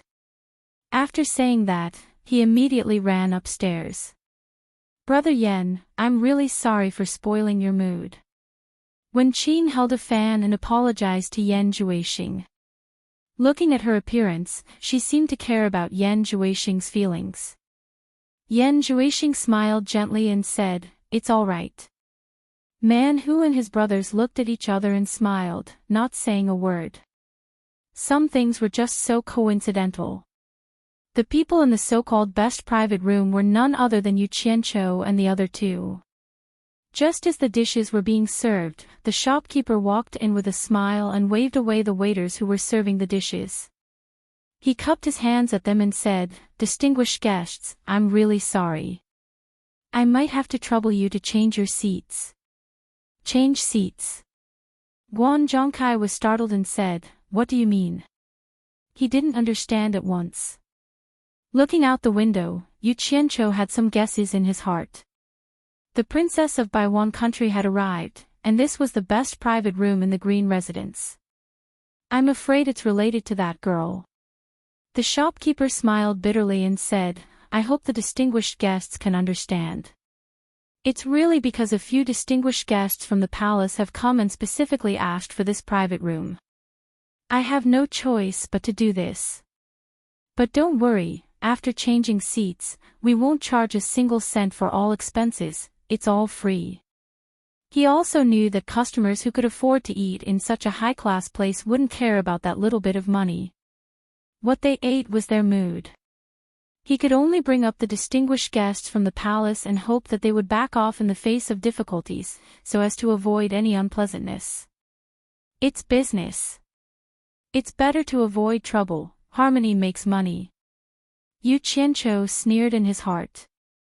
As expected, it's related to that girl. Guan Zhongkai and Yulan's expressions changed at the same time. This was too much of a slap in the face. With their status in the cultivation world, it was the first time that they were forced to give up their seats for a meal in the secular world. However, Wen Lanfeng was quite powerful in the cultivation world today. Even the secular mortals of the Wen family enjoyed the protection of Wen Lanfeng, so they couldn't casually provoke him. If it were any other time, they would endure it and get over it. But today, it wasn't just them, there was also Niu Yud here. It was really a dilemma for the two of them. The shopkeeper saw that the two of them didn't look too good and knew that it wasn't good for the guests to say something like lowering their heads, so he comforted them with kind words. "Hey! We can't afford to offend the emperor. Everyone, don't take it to heart. I'll arrange a better place for you." Just as he was about to turn around, he heard someone say, "People from the palace. Is it someone from the Wen family?" The shopkeeper turned around and saw that it was the person who had his back to him and was looking out the window. Looking at the situation in the room, this person was the one who could call the shots. He immediately replied, "It should be someone from the royal Wen family. The guard is holding a token from the palace. Go tell them that even if the emperor of the Wen family comes, he won't dare to disturb me. Tell them to wait on the side and don't look for trouble," Yu Qianqiu said indifferently. Others might be afraid of Wen Lanfeng, but he really wasn't. Ah! The shopkeeper was surprised. Someone actually dared to say such treasonous words in the capital of Baiwan nation. If they weren't crazy, then they had a powerful background. But looking at these people, they clearly weren't crazy. Could there be someone more powerful than the emperor? This. The shopkeeper didn't know what to say. He had never seen someone who didn't even give face to the royal family. Seeing that Niu Yud had stood up for them, Guan Zhongkai and Yulan had nothing else to say. The latter said in a deep voice, "Hurry up and go." The shopkeeper suddenly felt his scalp go numb. He felt that he was in big trouble today. Neither side was easy to deal with. After responding, he didn't even know how he went downstairs. When he saw the people downstairs, he thought that he definitely couldn't afford to offend the royal family, so he simply pushed the responsibility away and said to the guard with a bitter face, "I told the guests upstairs your identity, but they still refused to give up their seats." Yan Zhuixing, Man Hu, and the others looked at each other and felt a little strange. There were mortals in the secular world who dared to not give face to the royal family. Could it be people from the cultivation world? Wen Qing's pretty face turned cold and said, "There's such a thing. Which family is so arrogant? Go, Throw them out for me. The princess's temper completely exploded. 2 guards immediately rushed upstairs, but after a while, they didn't even hear the sound of fighting. They saw 2 people directly thrown down from upstairs, knocking over 2 tables in the lobby. They lay on the ground motionless, and no one knew whether they were dead or alive. They had already made their move. Without waiting for the scholar, whose face had turned green, to say anything else, the other 2 guards pulled out their sabers with a schwa sound. They bent their knees and jumped straight up to the 2nd floor. Who knew that in the blink of an eye, the 2 guards would be thrown down the stairs along with their swords? The guests who were able to eat in this kind of place were people who were used to seeing scenes. They didn't panic when they saw people fighting. Instead, they surrounded with interest to watch the show. The shopkeeper secretly gave a glance to a waiter. The waiter understood and ran to report to the authorities. Rebel, rebel. Wen Qing's sharp voice roared. Brother Wen, don't be anxious. Yan Zhuixing smiled and patted Wen Qing's shoulder. Wen Qing's body trembled and his cheeks turned crimson. As expected, he didn't roar anymore. Yan Zhuixing looked at Man Hu. The latter nodded and lightly jumped up.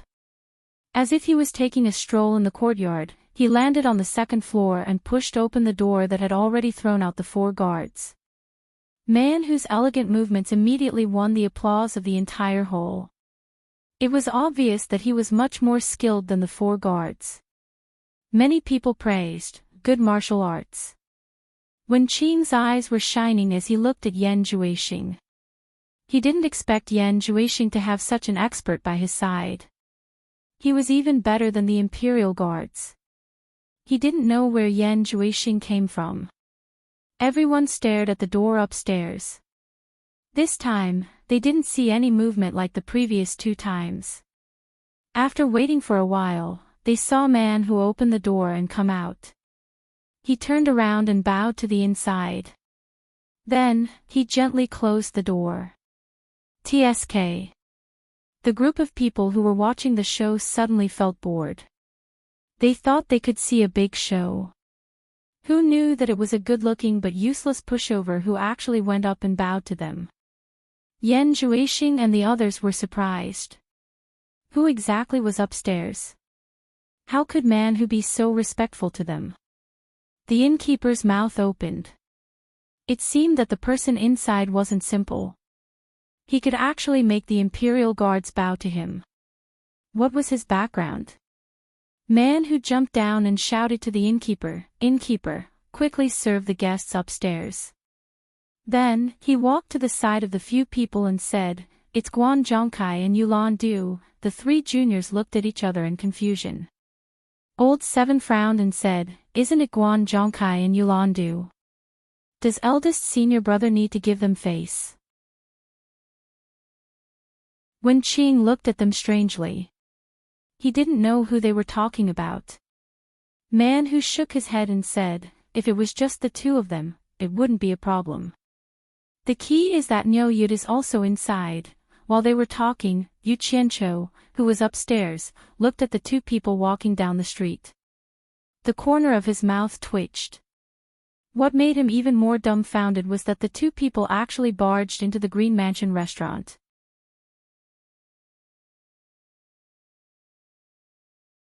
Chapter 570. There were strange things every year, but there were many this year. Yu Qianqiu was speechless. The 2 people who came in just now were not strangers. One was Wen Chongjing, the 2nd son of Wen Yuan, the Pingxin king of Baiwan, and the other was Mr. Nongzhu from the famous purple bamboo forest in the South Sea. Yu Qianqiu couldn't figure out how these 2 guys got together. They didn't match at all. But it was understandable. The scene where Wen Chongjing mistook him for Mr. Nongzhu was still vivid in his mind. Presumably, when he saw the real Mr. Nongzhu, he would worship him like an ancestor. His guess was right. It was true. Nongzhu hadn't been to Lan City for a long time. He just sneaked out from Wen Lanfeng's place to have a look, and the streets were full of distinguished people. His appearance, which could charm women to death, was too conspicuous on the street, causing the women on the street to frequently turn their heads, their bashful eyes flying all over the sky, enough to drown a person to death. He was used to this kind of thing and didn't take it seriously at all. As he strolled, he didn't expect to meet Wen Chongjing, who was with a group of scoundrels. In fact, Nongzhu had forgotten who this guy was, but Wen Chongjing had seen him in Daong Kingdom. Wen Chongjing dreamed of flattering such a person every day. How could he forget him? He immediately left his group of scoundrels and shamelessly came up to introduce himself, saying that they had met in Daong City, that he was the son of someone, and that he was willing to work for him. Nongzhu finally remembered who this guy was. He did see him in the embassy of Baiwan in Daong City. Since he was a member of the Wen family and was willing to work for him, she didn't embarrass him. Anyway, it was not bad to have a free guide. So he was brought here by Wen Chongjing while they were strolling. It was necessary to bring him here. This was the best restaurant in Lon City, so Wen Chongjing naturally had to bring Mr. Nongzhu to the best place. Otherwise, how could he live up to Mr. Nongzhu's identity? Ah! Niu Yud. Why is he here? Yes. Why are Guan Zhongkai and Yuan here with him?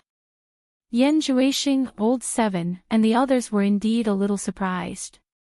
Niu Yud's recent limelight in the cultivation world was no less than Wen Lanfeng's.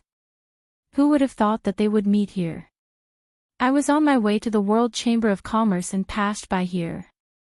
Man Who explained. Hipster asked with a confused face, who are you talking about? Why haven't I heard of it before? However, all of them were deep in thought and none of them paid any attention to her, causing her to pout unhappily. However, after glancing at Yan Zhuixing, she endured it.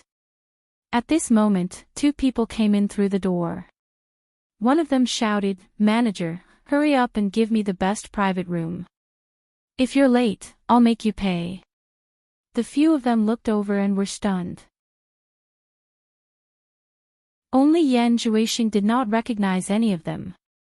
Wen Chongjing was obviously a regular here, and the shopkeeper also knew him. He immediately ran over with a bitter face and saluted, "Little prince, you're here. That box has already been occupied, He couldn't finish his sentence. He was depressed. Why were all the people who came today so tough? What should he do? The people in the box even dared to attack the people from the palace. He really didn't know if they would give face to the little prince. Wen Chongjing was about to get angry, but he found Hipster staring at him. They were stunned at the same time and almost said in unison, "Why are you here?" When Man Hu and his brother saw Nongzhu, they were even more stunned. Why did Mr. Nongzhu, who was famous in the cultivation world, come here? Nongzhu also looked at these guys with a tired face. When Hipster saw Nongzhu walking leisurely behind Wen Chongjing, her face suddenly changed. She hurriedly bowed and saluted, "Hipster greets Mr. Nongzhu." She was frightened by the fake Nongzhu that Yu Qianqiu had impersonated. Although the real Nongzhu did not do anything to her, after she returned, her father, the emperor, was still furious because of that matter. If Wenbai hadn't pleaded for her, she would have been beaten to death by her father. She had never seen her father so angry with her. It was very scary. After being severely punished, she was grounded for a month. She finally understood what her uncle Wen Yuan said to her in Daong City. "If you offend Mr. Nongzhu, even your father can't protect you." Hearing Hipster's words, Yan Zhuixing was stunned. He didn't expect that this person was Mr. Nongzhu, the owner of the purple bamboo forest in the South Sea. His eyes flashed. No wonder he was the most handsome man in the cultivation world, Mr. Nongzhu. His style was unparalleled. Man Hu and the others were also stunned. They didn't expect this woman to know Mr. Nongzhu. Although they were a little unhappy because they had been defeated by Nongzhu's disciple, Ze, they didn't dare to be disrespectful. After all, Nongzhu's cultivation was obvious. They immediately went over and saluted. Greetings, Mr. Nongju. Yan Juexin naturally followed. You little guys, why are you here? You're welcome. Nongju waved his hand casually. He was naturally qualified to call Man Hu and the others little guys. When the shopkeeper heard Hipster refer to herself as Hipster, he was startled. It turned out that this woman who came from the palace dressed as a man was actually the current princess. Who was this Mr. Nongju? Even the princess had to salute him. After knowing the identity of Hipster, he immediately knelt down and kowtowed. Greetings, Your Highness. The group of onlookers also understood that it was the princess. So the people kneeling on the ground greeted the princess. When Chongjing, who was standing aside, was suddenly in high spirits. It couldn't be better to meet the princess here. Once the princess brought the news that he was with Mr. Nongju back to the palace, it would definitely cause a great uproar. Even if he had nothing to do with Mr. Nongju, who would dare to look down on him? Just as he was holding back his excitement, he suddenly saw Mr. Nongju frowning at the people kneeling on the ground. He immediately woke up and hurriedly shouted to the shopkeeper, "Shopkeeper, clear these people out of here immediately." Hipster also noticed Nongju's reaction. He immediately raised his hand to the crowd and said, "No need to be so polite. Get up." The group of people thanked the princess and got up. They saw the shopkeeper leading a group of waiters to get rid of the crowd. They didn't even take the money, but just urged the crowd to leave. Some people were not happy at first. But when they thought that the princess was here and the little prince was here, no one dared to disturb them. They left immediately. This was the difference between the common people and the nobles. Obviously, Nongju didn't expect that eating would make such a big noise. His face was slowly showing his unhappiness. When Chongjing was shocked, he shouted to the shopkeeper again, "Shopkeeper, have you cleared the box I asked for? Take us there quickly." This. The shopkeeper was about to cry. The people upstairs even dared to beat the princess's people. He didn't dare to offend them. He had to bow to Hipster for help. "Your Highness, please say something." Hipster glanced at Nongju. Her eyes suddenly lit up. Even the emperor was afraid of this person. He must be able to deal with the people upstairs. Thus, he pulled on Wen Chongjing's sleeve and obediently complained, "Brother Wang, the best private room has already been occupied by someone, and they even beat up my guards. Look." He looked at the lobby where Hipster was pointing. He didn't notice it if he didn't look carefully. There were 4 people lying on the ground. He didn't know whether they were alive or dead. Who had eaten leopard's gall to actually dare to hit the imperial guards? When Chongjing was about to get angry, but he felt that something was wrong. His sister was an unruly princess. Would it be a good thing if she was bullied? How could she stand there without any reaction and complain to him? Ghost. When Chongjing looked at Nongju, Nongju also felt a little strange. Someone dared to bully the princess in the capital. This was Wen Lanfeng's territory. Even ordinary cultivators wouldn't dare to do this. She looked at Man Hu and asked, "Man Hu, what's going on? Who's in the box upstairs? Is it the ice old man in your house? That's not right. Didn't he go back to the Great Snow Mountain?" He was sure that Man Hu and the others already knew who the person upstairs was. Since they could mix with the princess, they were Bing Qingzi's disciples. Their guts weren't small. They couldn't watch the princess being bullied. Now they all stood there indifferently. Obviously, they had met a tough guy. Man Hu paused and cupped his fists. "It's Guan Zhongkai and Yulan. They're accompanying Senior Nyo inside." Nongju said suspiciously, "Senior Nyo. Is Nyo yet upstairs?" She had heard from Wen Lanfeng that Guan Zhongkai and Yulan had accompanied Nyo Yud to the World Chamber of Commerce.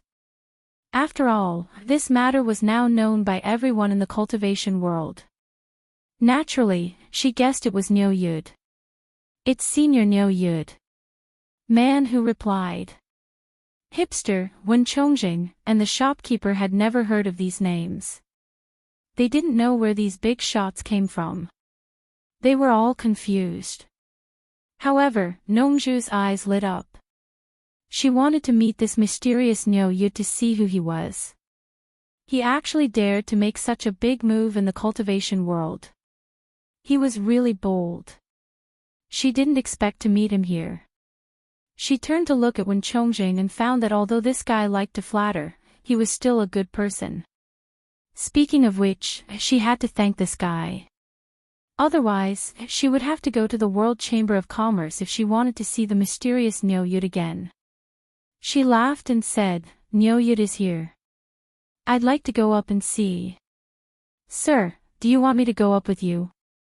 Wen Chongjing nodded and bowed. Nongju's admiring look just now made him feel as if he was injected with chicken blood. He was suddenly in high spirits. Seeing Nongju waving her hand, he quickly and obediently retreated to the side. At this moment, there was a sudden sound of orderly running outside. From the sound, there were probably dozens of people. Then someone shouted, "Surround this place. Don't let the beating bandits escape." It turned out that after the shop assistant reported the case, the arresting officers had arrived. Nongju looked back and frowned. She pointed at Wen Chongjing and said, "Boy, let the officers outside guard the door and don't let anyone in to disturb us. If you mess up, you'll be in trouble." "Yes, yes, yes." Wen Chongjing nodded repeatedly. He thought it was Nongju's honor to do this, so he ran out eagerly. With his identity as a young prince and the princess inside, it was naturally easy to settle this matter. Nongju was neither too fast nor too slow. She slowly walked up the stairs with her hands behind her back.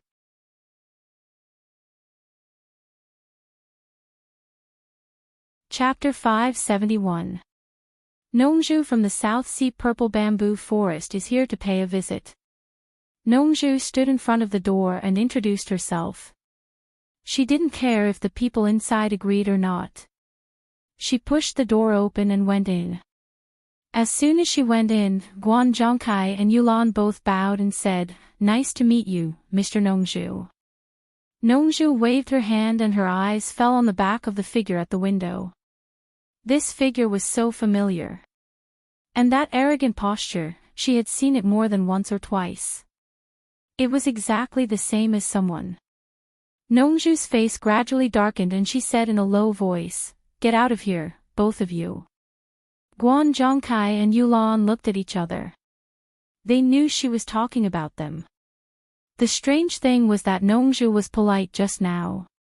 Why did she turn hostile in the blink of an eye? But from what she said, Nongju seemed to know Nyo Yud. They didn't go out immediately. Instead, they looked at Nyo Yud.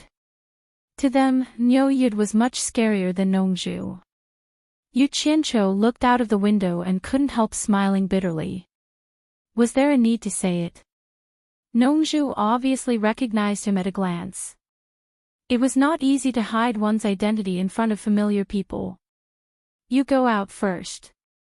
I have something to say to Mr. Nongju," Yu Qianqiu said calmly. "Yes."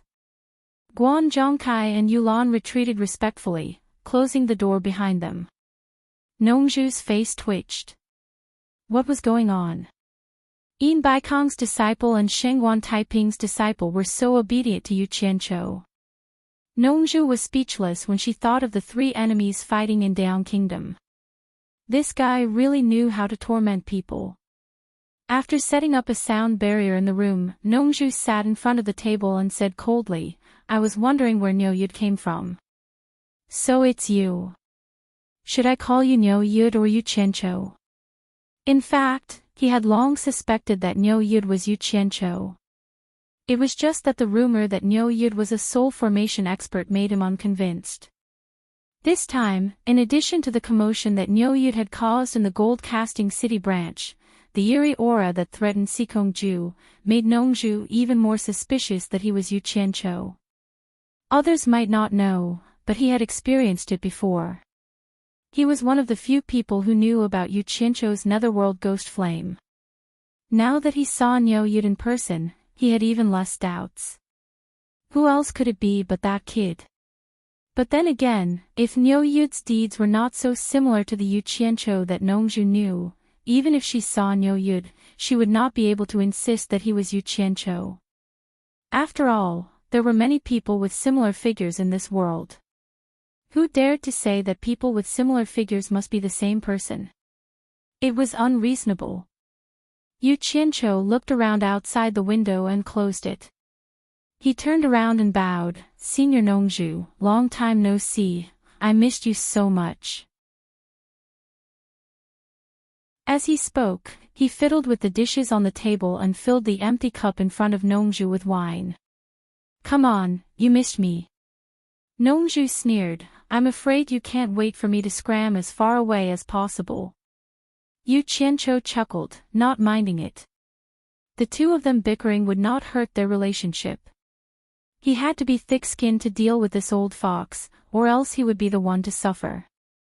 After downing a cup of wine, he sat opposite Nongju and asked, "Is Fu Rong still on Shantian Island? How is she now? Is she not used to it?" When he mentioned Fu Rong, Nongju thought of Ze and felt flustered. She replied indifferently, "Your master treats her much better than you. He personally gave her a middle-grade spiritual treasure and has approved her to live on Shantian Island. With the protection of the world's #1 master, who can live a better life than her?" Yu Qianqiu was slightly stunned. Why did he hear a hint of jealousy in Nongju's words? He did not care about Nongju's feelings. He patted his chest carefully and breathed a sigh of relief. That's good, that's good. I was worried that my master would be unhappy and would not allow Fu Rong to live on Shantian Island." As he spoke, he stood up again and walked to Nongju, making a deep bow. He said with unprecedented sincerity to Nongju, "Senior, thank you for taking care of Fu Rong for me. I, Yu Qianqiu, will remember this favor and will definitely repay it in the future." Nongju was stunned. She had never seen this guy so sincere to her. Just because of that silly girl. What's so good about that silly girl? How can she be better than my Ze? He swallowed his saliva with difficulty and asked disapprovingly, "Look at how serious you are. Is hibiscus really that good? Why can't I see it? Tell me, what's so good about that silly girl?" There was no need to mention how depressed he was in his heart. No matter if it was in terms of appearance or anything else, his daughter Ze was clearly superior to Furong. But it was strange that this guy, who was obviously not a good person, was so concerned about that girl and took care of her. What made him even more puzzled was that even Bai Changchun had taken a liking to that silly girl. Yu Qianqiu shook his head contentedly, "There's nothing good or bad about it. Like you said, she's just a silly girl. She's so silly that no matter what I do, she's willing to follow me. This is enough for me to cherish her. There's no other reason." Nongju was speechless, but she looked at Yu Qianqiu thoughtfully. "Hey! Did you say that my master gave Fu Rong a middle-grade spiritual treasure?" Yu Qianqiu finally realized that he had forgotten this because he was thinking about Fu Rong. He remembered that when he asked his master for it, his master said that he didn't have it. Based on his master's character, he wouldn't lie to him. Alas! Nongju sighed. Nanming failed to refine an upper-grade spiritual treasure, so he settled for the second best and made it a middle-grade spiritual treasure. Your master has no use for it, so he gave it to Fu Rong. Alas! With old Bai's cultivation, it's not a good thing to go to the East Holy Land without a suitable weapon. Failed. Yu Qianqiu was stunned. Then he patted his forehead and said as if he thought of something, "I have a few good things here, but I don't know if my master can use them. Then he took out a sword from his storage bag and handed it to Nongzhu. Senior, please show it to my master and see if he can use it. Nongzhu looked at Yu Qianqiu in confusion. After taking the sword, her eyes suddenly lit up and she couldn't help but exclaim. She stood up and stroked the sword. The sword was cold to the touch, and there were undecipherable ancient patterns on it. The whole sword didn't look luxurious, and it looked very low-key and old. But with Nongzhu's cultivation, she immediately felt that there was a huge momentum inside it. Once it was activated, it would be invincible. Good sword. Nongzhu couldn't help but praise it. She held it in her hand and shook it. She wanted to test its power, but found that she couldn't control it. When she injected her divine sense into it to check, she couldn't help but gasp, what a powerful remnant divine sense. It can actually resist the invasion of my divine sense. I can't even expel it with my cultivation. Then she suddenly raised her head and stared at Yu Qianqiu with a solemn face. She asked, "This sword is definitely comparable to a top-grade spiritual treasure. Brat, tell me honestly, whose sword is this?" Yu Qianqiu patted his chest and said, "Of course it's my sword. If it's not mine, how can I give it to my master? Don't talk nonsense with me." A cold light flashed across Nongzhu's hand and rested on Yu Qianqiu's neck. She narrowed her eyes and said threateningly, "This sword obviously has an owner, but its spiritual mind has been damaged, which means that the original owner of this sword is no longer in this world. Even so, such a powerful remnant divine sense is definitely not something you can have. I didn't expect that there was someone with such a high cultivation in this world. Tell me honestly, whose sword is this?" Before Yu Qianqiu could answer, Nongzhu suddenly understood and said, "I see. You pretended to be me, and now you pretended to be Niu Yud. I guess the original owner of this sword is a person named Niu Yud." Ah! Yu Qianqiu was stunned. He thought that this guy's imagination was too rich. Seeing that there was no way to deny it, he honestly pointed to the sky. "What do you mean?" Nongzhu asked suspiciously. "Alas! I'm afraid you won't believe me even if I tell you." Yu Qianqiu gently pushed away the sword on his neck and said with a wry smile, "I got this sword in the Mist Forest. It belongs to an immortal in the immortal world." Can you believe it? Mist Forest? Nongzhu suddenly became energetic and said excitedly, "Yes. I heard that you were able to break into the Mist Forest. Your master even asked me to ask you what's going on. Tell me quickly, what's the matter with the treasure left by the Demon of Swords?" He casually pulled a chair and sat down. "My master asked you to ask this." Yu Qianqiu scratched his head awkwardly. He knew that no matter how ridiculous Nongzhu was, she would never use his master, Bai Changchun, to talk nonsense. It was most likely that his master really asked him to ask. Generally speaking, although Nongzhu was not a good person, she was still trustworthy when it came to serious matters. But the key point was that he made up the name of the Demon of Swords. An honest person like him could not possibly admit that he was lying. After thinking for a while, he felt that it was not a big deal. He only said that because he was forced to fight back. He did not do anything wrong. Hence, from the moment he was hunted down to the moment he charged into the misty forest, he recounted everything he had seen and heard. However, he still concealed the fact that he had the golden bead to detoxify the poison. It was the only thing that could save his life. As a person drifting in the world, he had to leave a way to protect himself. Yu Qianqiu described the process of being chased as extremely miserable. It was simply a path of blood and tears. It was as pitiful as one could imagine. In the end, he was forced into a dead end and risked his life to break into the horrifying Mist Forest. Nongzhu was sometimes moved and sometimes her eyes were filled with murderous intent. Just imagine, if he was not forced into a dead end, who would dare to take the risk of breaking into the Mist Forest? Nongju snorted coldly and said, for the sake of 2 imaginary treasured sabers, the countries actually did such a thing. They are really obsessed. She pointed at Yu Qianqiu and scolded, you're a pig. You've already been forced into such a situation, why don't you use your master? Isn't Old Man Bai's name used to scare people? Let's see who dares to touch you.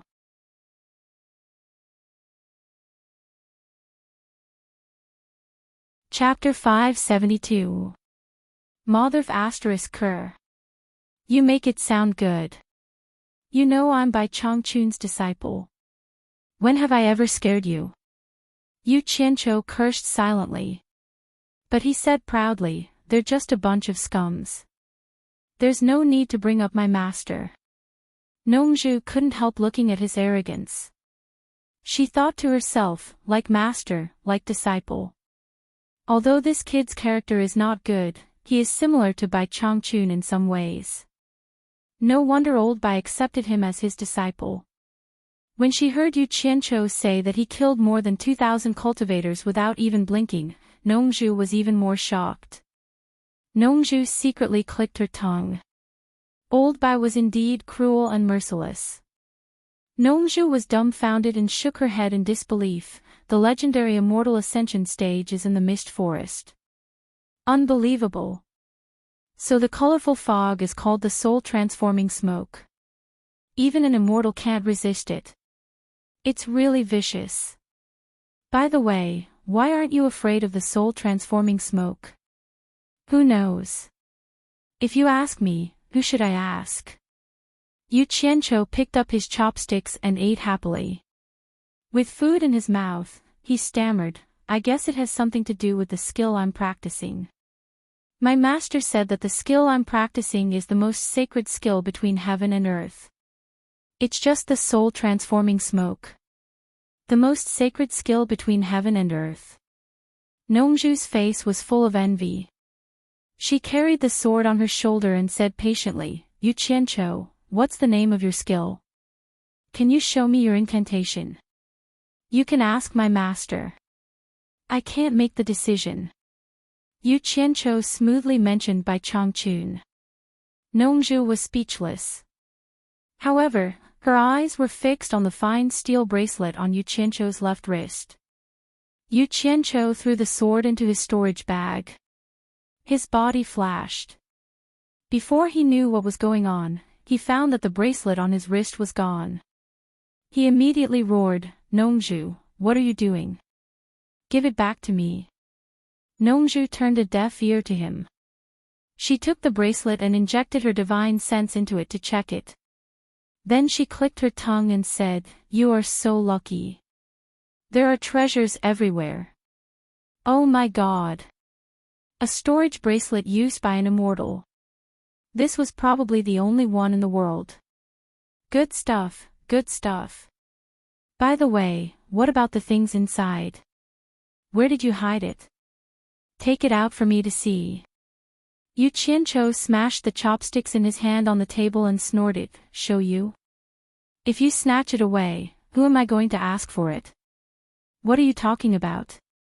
Am I that kind of person? Take it out and let me have a look. I've seen a lot of things in my life. I'm just short of immortals. Nongju winked at him. However, his eyes were darting around Yu Qianqiu's body, as if he was looking for a place to hide something. Recalling the scene of Yu Qianqiu taking out the sword from the storage bag, he dashed over without hesitation and grabbed the storage bag. However, after shaking it out for a long time, there were only a few spiritual stones. Nongju was stunned. Don't tell me you've hidden a few more storage bags with you. I'm afraid that I'll meet someone like you who hides all the valuable things.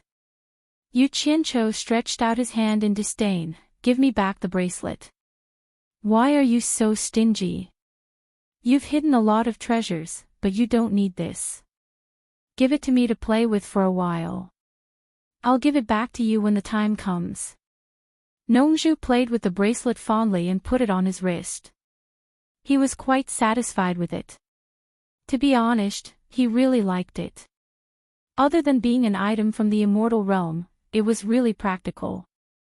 Which cultivator wouldn't like such a large storage space? Give it back to me when the time comes. He didn't know how long he would have to wait. Yu Qianqiu looked at him coldly and said indifferently, I can give it to you, but you have to give me something in exchange. I heard from Ze that the purple bamboos in the South Sea purple bamboo forest can produce spiritual energy. I want half of them. What? Nongzhu suddenly realized and said, no, not even one. Humph. I knew that you love bamboo as much as your life. Yu Qianqiu raised his eyebrows and said, now you know who's stingy. I'm giving you treasures from the immortal realm in exchange for your bamboos. I'm at a disadvantage, but you won't even give me one. Nongzhu smiled embarrassedly and touched the bracelet on his wrist. He suddenly sighed and said, it's not that I want it. I just want to find a unique treasure for Ze as a dowry. Ah.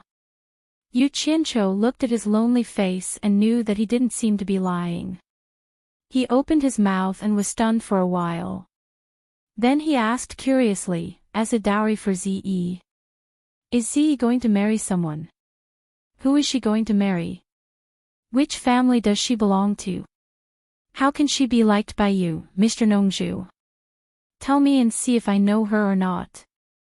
If I don't know her, at least let me know in advance so that I won't offend my own people. Bang! Nongzhu banged the table and shouted, it's none of your business who she marries. F***ck. You snatched my stuff and still turned against me. Yu Qianqiu was also angry. He banged the table and shouted even louder, it's none of my business. Give me back the bracelet. Why should my treasures be used as a dowry for your daughter? What kind of logic is this? Who cares about your treasures? Even if you give me 10,000 treasures, they can't compare to my Ze. Nongzhu's face was livid and he threw the bracelet on his wrist. Yu Qianqiu caught it with one hand and his arm became numb. He gritted his teeth and put the bracelet back on his wrist. He sneered and said, it's good that you don't care about it. It's not like I have too many treasures to spend. I don't believe that anyone will complain about having too many treasures. While they were quarreling, Guan Zhongkai and Yulandu were chatting with Man Hu and others downstairs. They didn't know that the two people upstairs had turned against each other. After the quarrel, Nongzhu sat there in the box with a dull face and didn't say a word. I'm so angry, you old bastard. Yu Qianqiu picked up a new pair of chopsticks and ate to his heart's content. The only sound in the room was the sound of his chewing. Ah! Nongzhu didn't come to herself until Yu Qianqiu burped. She looked at Yu Qianqiu helplessly and said, Yu Qianqiu, tell me the truth. What do you think of the man in purple? F***ck. She's not marrying me. It's none of my business whether he's good or bad. Yu Qianqiu licked the grease on his mouth and put down the chopsticks. He looked at Nongzhu and shook his head. He thought, this old handsome guy has the syndrome of marrying off his daughter. I won't argue with you, a patient. He picked up the tea and poured it into his mouth. He rinsed his mouth and flushed the residue in his mouth into his stomach. He tilted his head and thought silently. Nongzhu looked at his rude and uncultured look, and she hated him a little. She imagined that she had been elegant in the cultivation world all her life. At the end of the day, she met such a guy. It was karma. Yu Qianqiu thought for a while. Suddenly, he stretched his head and said suspiciously, is Ze really going to get married? Why didn't I hear anything about it before? Well, a grown girl can't be kept at home. I can't keep her for a lifetime. Nongzhu nodded slightly and then asked expressionlessly, you seem to care a lot about Ze. Why? What do you think about her getting married? Yu Qianqiu rolled his eyes on the spot, with a look of, what can I think? But he still said, a grown girl can't be kept at home. You're right. You finally figured it out. That's the reason. Seriously, who is she going to marry? Tell me about it first. You know, I often get into conflicts with others. If I meet your son-in-law, I'll hit him too hard and accidentally. Well, you know. But in his heart, he was thinking. Damn it, he didn't know whose son Nongju liked. He must have a powerful background. Damn it. He could use Nongju to build a good relationship with him. Maybe he would be a good helper. Hey. No, why did Nongju suddenly come to Baiwan country? Now she inexplicably said that Ze was going to get married. Did Wen Lanfeng have a son or a grandson? Never heard of it. Well, it shouldn't be a grandson. If so, the seniority between Nongju and Wen Lanfeng would be reduced by one generation for nothing. If Nongju and Ze knew what he was thinking, they would probably torture him to death on the spot. Oh. Nongju raised her eyebrows and sneered, "You're so cunning. Don't tell me that you've been thinking about Ze for a long time. Now you want to find out who Ze is going to marry for me, and then you can hurt her." Yu Qianqiu was dumbfounded when he heard that. He then clapped and said, "My God. Senior Nongju, you're really daring. But don't think too much. Let me tell you this." Yu Qianqiu stood up and said happily, "Ze. She's really good looking. Since she's going to get married, I'll admit it honestly. I did have some thoughts about her at the beginning. But don't get me wrong. It's not love. It's purely because she's beautiful. Well, we're both men, you know, so I'm a little tempted." Seeing that Nongju was a little crazy, he quickly waved his hands and said, "Don't get me wrong. Let me finish." Yu Qianqiu shook his head and sighed, "Let me tell you this. I had some thoughts about her at the beginning, but I immediately extinguished it. To be honest, I'm not afraid to let you know that I have 3 or 4 women, not just Farong. Because I know that even if I have feelings for Ze, you will definitely not agree to a man who has several women like me and Ze. In addition, because of your relationship with my master, I can't afford to offend you. Naturally, I gave up the idea early. So, you can rest assured that no matter who Ze marries, based on our relationship, I will only sincerely bless her and will never do anything to hurt your son-in-law. That's a bit unreliable. Anyway, I'm a dignified man. My character is not as bad as you think." Bang! No one knew when Nongju's hand had touched the teacup on the table, but it was suddenly crushed by him. Yu Qianqiu was startled and couldn't help asking, "What's wrong with you?" Nongju's face turned black. She couldn't help trembling and said, "What did you say? You said that you have 3 or 4 women other than Farong. Is what you said true?"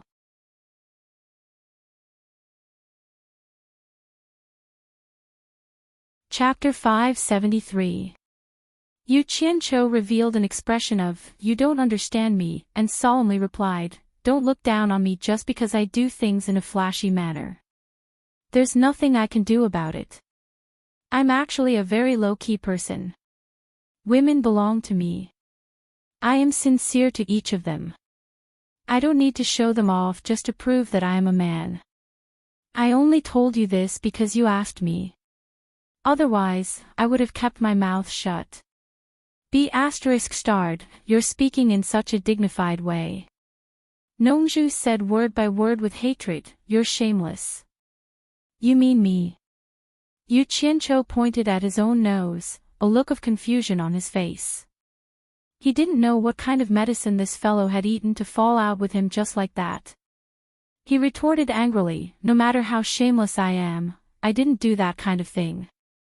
He was not like some people who thought that they looked impressive and went around swindling people, fooling around with each person they played with. If you ask him to count how many women he has played with in his life, I'm afraid he can't even count himself. How could he be qualified to criticize others? What the hell? I've never seen such a shameless person before. Bah! Bang, bang. Nongju turned the table upside down. The tableware such as bowls, chopsticks and plates fell on the ground. She pointed at him and shouted, "Who are you talking about?" When Yu Qianqiu turned hostile, he was also someone who wouldn't be swayed by force or persuasion. He immediately sneered and said, "I'm talking about whoever did that kind of thing. Poor thing." In the moon sept, Cheonghua's lonely shadow faced Leng Hanyue. Missing you but not seeing you. Women met but didn't know each other. Heartbroken, year after year. It's so miserable. I don't know who did it. I dare you to say it again. Nongju shouted angrily. It seemed that she was about to hit him. Hee hee. Mr. Nongju, you are famous in the world. You are very powerful. I can't afford to offend you, but I can hide from you. I won't say it. Yu Qianqiu put on an expression of trying to keep the peace. He glanced at the mess on the ground, shook his head and sighed, hoeing the fields at noon, sweat dripping into the soil. Who would have thought that every single grain of food on the plate was so hard? Damn it, your father really knows how to talk. It's just a pity that this land is full of food. Nongju let out a muffled groan. She held her chest and staggered a step back. She bumped into the chair behind her and sat down. His face was pale as he panted heavily. His eyes were bloodshot as he stared at Yu Qianqiu without blinking. Today, he finally witnessed what it meant to be sharp-tongued. His head buzzed, and he felt the blood in his chest rising. He almost spat something out because he couldn't hold it in. His lips were tightly shut, and he couldn't speak even if he wanted to. Yu Qianqiu was stunned. He secretly smacked his tongue and reflected on himself. Oh my God. Back then, I made a nascent soul cultivator vomit blood in Ongquangsang. Am I going to make a soul formation cultivator vomit blood today? The higher the cultivation, the better the ability to piss people off. Wasn't it a bit too much? After all, he was not an outsider. But he shouldn't have gone too far. He also understood that people who had reached such a high level of cultivation would have opened up all the blocked meridians long ago. It was a small matter for them to be injured. But once they were so angry that they vomited blood, it would be a big problem. They were even more terrible than ordinary people. If their qi and blood were in disorder, their meridians would be damaged. It was not much different from being possessed by the devil during cultivation. It would take a long time to recuperate if it was light. But if it was heavy, their cultivation would be destroyed. It was not a joke. Don't be angry. If you want to scold me, I'll let you scold me. I won't fight back when you hit me or scold me. Yu Qianqiu sincerely admitted his mistake. Then he asked weakly, "Are you all right?" Nongju's hand that had just been put down pressed on his chest again. His chest was rising and falling rapidly. He quickly closed his eyes, put his hands in his dantian, and silently ran his qi to regulate his breath. How could he be angry like this? Yu Qianqiu was so shocked that he covered his mouth immediately. He was afraid that he couldn't help but say something else. However, he didn't expect that Nongju, who was so thick-skinned, couldn't stand the provocation. He was so surprised that he didn't dare to speak easily. After all, he was not someone else. If something bad happened to him because of his anger, he couldn't explain it when he went back. After a long time, Nongju's flushed face gradually returned to normal. He slowly breathed out and opened his eyes. He stared at Yu Qianqiu, who was standing there obediently for a while. Suddenly, he showed an expression that he didn't know whether to laugh or cry. He sat there alone, shaking his head and giggling. He had never thought that someone could actually anger him to this extent. Good Lord! Every word was like a knife, piercing the soft spot. It was really a deep attack. Even his cultivation at the middle stage of Huashan realm almost couldn't bear it. Who would believe it? His smile didn't matter, but it scared Yu Qianqiu. Was he so angry that he became stupid? That would be a big sin. Yu Qianqiu was a little scared and asked carefully, Senior Nongzhu, are you okay? He asked the question 3 times, but he was still giggling. He was completely panicked. He flashed over and grabbed Nongzhu's wrist to check his body. Bang! Nongzhu slapped his hand away, stood up, and scolded him fiercely, What are you doing? You want me to die early, don't you?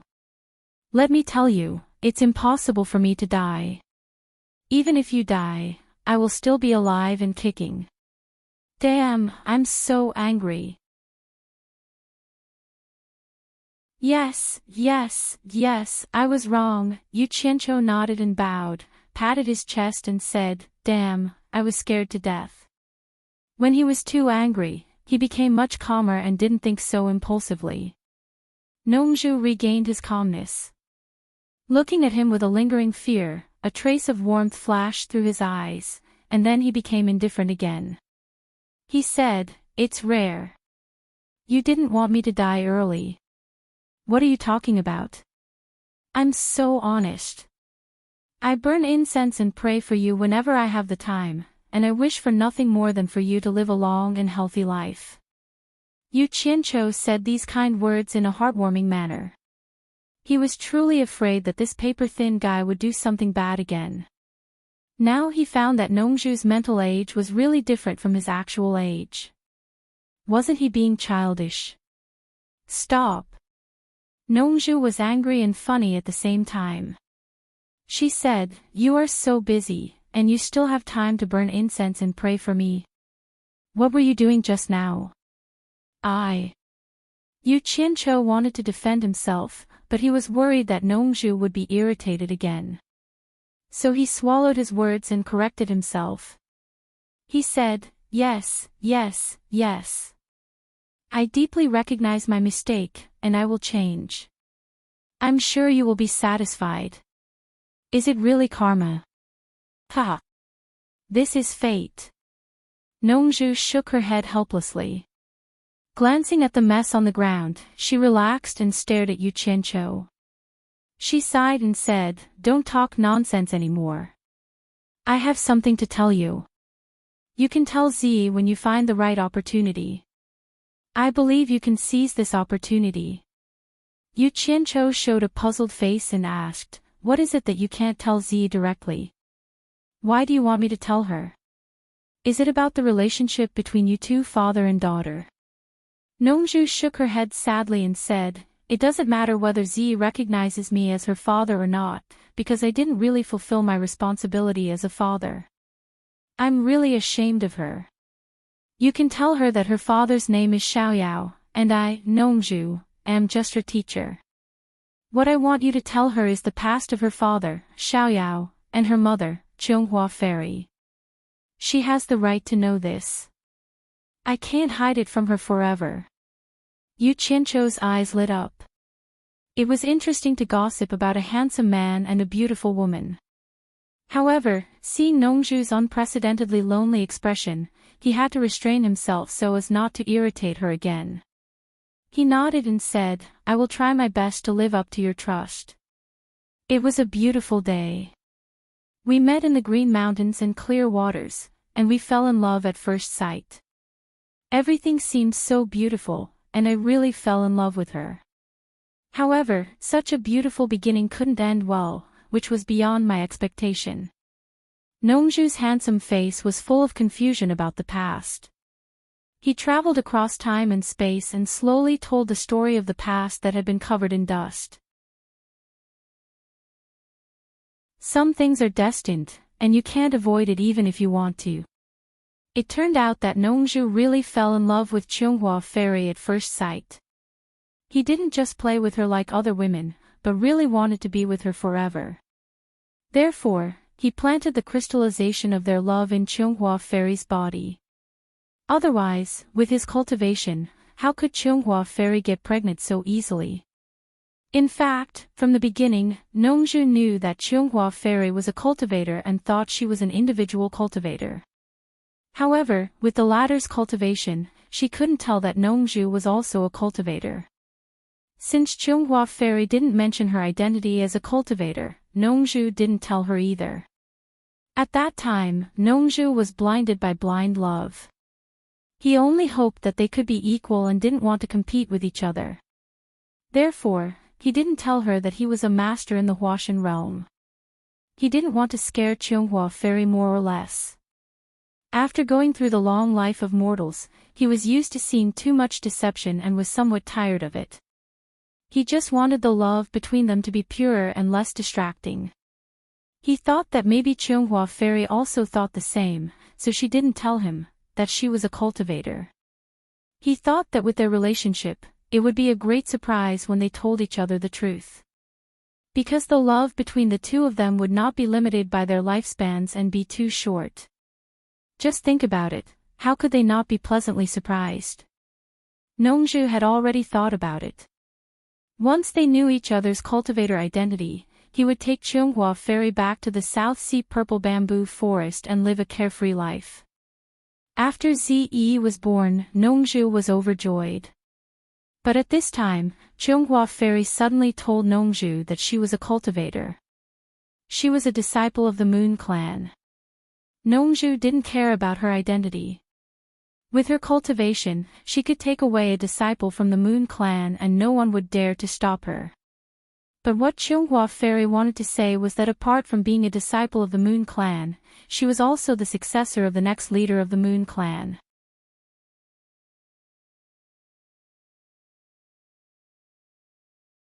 Chapter 574. What surprised Nongzhu even more was that the Moon Clan had a secret that they didn't tell outsiders. All disciples of the Moon Clan could have children outside, but if their daughters were talented enough to cultivate, they had to bring them back to the Moon Clan and cultivate under the Moon Clan. If it was a son, the Moon Clan wouldn't accept him. It was better to let the man carry on the family line. Because the Moon Clan never accepted male disciples.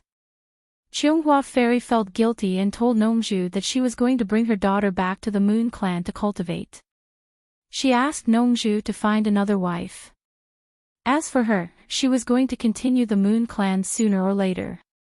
She couldn't spend the rest of her life with an ordinary person like him.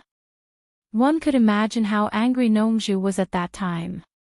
He had lived a carefree life among the flowers for half of his life, and it was not easy for him to settle down and give his heart to her. He did not expect this to be the result. She felt like she was cheated. Plus, with her cultivation and status in the cultivation world, how could she allow her daughter to cultivate in a small Moon Clan? That was the biggest joke in the world. With her cultivation of the soul formation state, she couldn't teach her daughter better than a small Moon Clan. Plus, Nongzhu couldn't let her daughter follow in the footsteps of her mother. Nongzhu didn't care about the leader of the Moon Clan. Nongzhu wanted to kill her way to the Moon Clan and raze the entire Moon Clan to the ground. But thinking about it, she felt that it would be too easy for Chunghua Fairy. She lied to her so badly. If a man who didn't fall in love easily found out that he was cheated after falling in love, the consequences would be terrible. Plus, he was a very powerful and capable man. Nongzhu was determined to let Chunghua Fairy taste the feeling of being cheated. She would regret it for the rest of her life. Chunghua Fairy knew that Nongzhu wouldn't be happy if she did that. However, her daughter was in her hands and Nongzhu couldn't take her away. She kept persuading Nongzhu, saying that it was for her daughter's good and that she didn't want her daughter to be like him, an ordinary person for the rest of her life. Nongzhu only sneered at that time. But she didn't expect that Nongzhu was a legendary cultivator of the soul formation state. It would be easy for her to take her daughter away from her. Therefore, on a sunset, the viburnum flower fairy had just gone out to grab something and turned around. When he came in again, he found that his daughter, who had just been placed on the bed, was gone. She immediately guessed that it was bamboo, so she looked around. However, it was impossible for her to find Nongju with her cultivation. Since then, the Jade Flower Fairy had never seen the man called Xiaoyao again. Her infant daughter also disappeared with him. Nongju naturally brought her daughter back to the purple bamboo forest and taught her carefully. From then on, the Southern Sea Purple Bamboo Forest had a female disciple called Ze. For the sake of her daughter, Nongju completely gave up the habit of flirting. Of course, Jasper Flower Fairy also played a part in it. She had broken his heart completely, and he had learned from her painful experience that he would never touch another woman again. Yu Qianqiu was dumbfounded. He opened his mouth wide and didn't know what to say. So there was such a hidden story. It took him a long time to come back to his senses. He swallowed his saliva, scratched his stiff chin, and looked at the absent-minded Nongju, speechless. At that time, he thought that Nongju, the playboy, abandoned her and played around. As a result, she got pregnant and gave birth to a baby. Then she ran away because she was unwilling to take responsibility. He never thought that the most handsome man in the world was dumped by his sister. Unbelievable. Thinking back, Yu Qianqiu couldn't help but smile bitterly. No wonder Nongju asked him to find a chance to tell Ze about it. Thinking about Ze's strange life, how could Nongju tell her? Even if he told Ze, he would have to find a time when Ze could accept it. Damn it. Would Ze take things too hard and say that I'm talking nonsense and fight with me? What? No way. In this case, it would be more appropriate to let Ze's future husband tell her. Why did she come to me? She was trying to hurt me. Yu Qianqiu pinched his chin and his face twitched. Ahem. That. Senior Nongju, I think. Nongju slowly turned around and said, what do you think? Yu Qianqiu scratched his head and smiled bitterly. I think that, this kind of words. I think Ze's closest person should tell her. Think about it. No one else can find a good chance for Ze to accept. Only the person closest to her can find a chance. Don't you think so? For example, the man Ze is going to marry, right? It doesn't seem appropriate for me to tell her. To be honest, I'm a little scared. Let's see then. Just keep this in mind for now. By the way. Nongju sneered and said, the man Ze is going to marry also has 3 or 4 women. I'm a little worried. I'm afraid Ze will be wronged in the future. What do you think I should do? Damn it. Why don't you just let Ze marry me? Don't let the goodies flow to others. Yu Qianqiu cursed in his heart. But thinking about it, maybe in Nongju's eyes, his future son-in-law was one of his own, and he, Yu Qianqiu, was an outsider. Thinking about it, he was a little angry. He immediately patted his chest and said, that's easy. As long as you say it, I'll find a way to do it for you. It's just 3 or 4 women. If you want to kill me, just say it. I promise you'll do it without anyone knowing. Your son-in-law will never suspect you. She wanted him to stay by Ze's side and live an honest life. If he dares to marry me in the future, as long as I know it, I promise I'll make Ze unique. If he keeps doing it, I don't mind making him a eunuch. Ah. The corner of Nongju's mouth twitched. She smacked her lips and said, I believe you. You're the best at doing this kind of thing.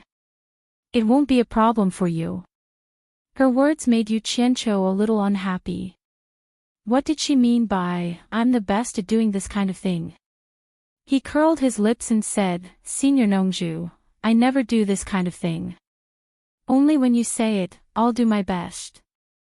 This is called keeping promises and valuing credibility. Forget it. It's fine as long as you have the heart. Nongju waved her hand and asked, if I want to marry my daughter to him, should he give me a betrothal gift first? How much do you think I should accept to marry my daughter to him? Yes, yes. Yu Qianzhou nodded and said, you're kidding. Mr. Nongzhu is famous in the cultivation world. Your daughter is even more precious than him. How can the betrothal gift not be enough? By the way, is your future son-in-law rich? Nongzhu thought for a while and said slowly, rich. There are many treasures. Any one of them is a rare treasure. But that guy is a miser. I'm afraid it's a little difficult for him to take out a big gift. Any one of them is a rare treasure. Yu Qianzhou's eyes lit up and he swallowed his saliva with difficulty. He couldn't stop clicking his tongue in his heart. I knew it. The son-in-law that Nongzhu likes must be from a powerful family. I don't know who he is. If I want to build a relationship with him in the future, even if he's a miser, I'll pluck some of his feathers. F***ck. Yu Qianzhou said indignantly, the richer a man is, the more stingy he is. He doesn't even want to give a big gift to his wife. It's reasonable for a poor man like me. Why won't he give a big gift even if he has money? How can you swallow this? Tell me who the bastard is. I'll avenge you sooner or later. He had already begun to plan in his heart. After torturing the World Chamber of Commerce, his next stop would be Nongzhu's rich son-in-law. Speaking of him, I'm full of anger. I don't want to talk about him. By the way, what about you? Nongzhu asked. What about me? Yu Qianzhou didn't know why he asked this. Nongzhu said with a fake smile, I'm marrying my daughter. Aren't you going to give her a gift? F***ck. You don't have the ability to get your son-in-law's betrothal gift. Why do you want me to give a gift? Is there anyone who asks for a gift from a guest before they even get married? I'm so easy to bully. Yu Qianzhou curled his lips and said with a smile, that one came in a hurry. He didn't bring anything good with him. How about this? On the day of Ziyi's marriage, I'll definitely bring a gift to congratulate her. No, you have to receive the gift before you get married. Nongzhu said seriously. Receive a gift in advance. Yu Qianzhou scratched his head and said suspiciously, how come I didn't know there was such a rule in the cultivation world? This is the rule of my southern sea purple bamboo forest. Nongzhu's face stiffened. Then, he thought of a suitable reason and explained, furthermore, you're very busy. When the time comes, you won't even know where I'm going to inform you. While I'm here, it's good to receive the gift in advance. Don't tell me that you're so stingy that you won't even give a gift when Ziyi gets married. Hee hee. What are you saying? Am I that stingy? I'm just thinking about what I should give her. Yu Qianzhou said perfunctorily. However, after thinking about the close relationship between him and Ziyi, it would be a little inappropriate to give an ordinary gift. Subconsciously, he touched the storage bag on his waist and found that it was gone. Only then did he remember that it was taken away by Nongzhu and was lying on the ground. Nongzhu had already checked it. If he took something out from it, it would be a little inappropriate. So, he smiled at Nongzhu and put one hand into the clothes on his chest. He pulled out another storage bag from under his armpit. Nongzhu's eyes twitched. She thought to herself, there's another storage bag on her body. Yu Qianzhou reached into his storage pouch and pulled out a sword with simple and unadorned patterns. He held it in his hand and examined it. But then, his regretful expression turned resolute. He said straightforwardly, this sword is the same style as the one I gave to my master. They're both treasures of that immortal. Since Ce is getting married, I have nothing to say. I'll congratulate her with a generous gift. Senior Nongzhu, you won't say that I'm stingy, will you? As he said this, he held the sword with both hands and handed it over. I sincerely wish Ce a happy life. Nongzhu's eyes lit up. She took it and touched it. As expected, it was not inferior to the one she gave to Bai Chongchun. She couldn't help but praise, "Good sword." Then, she nodded with satisfaction and said, "You still have a conscience."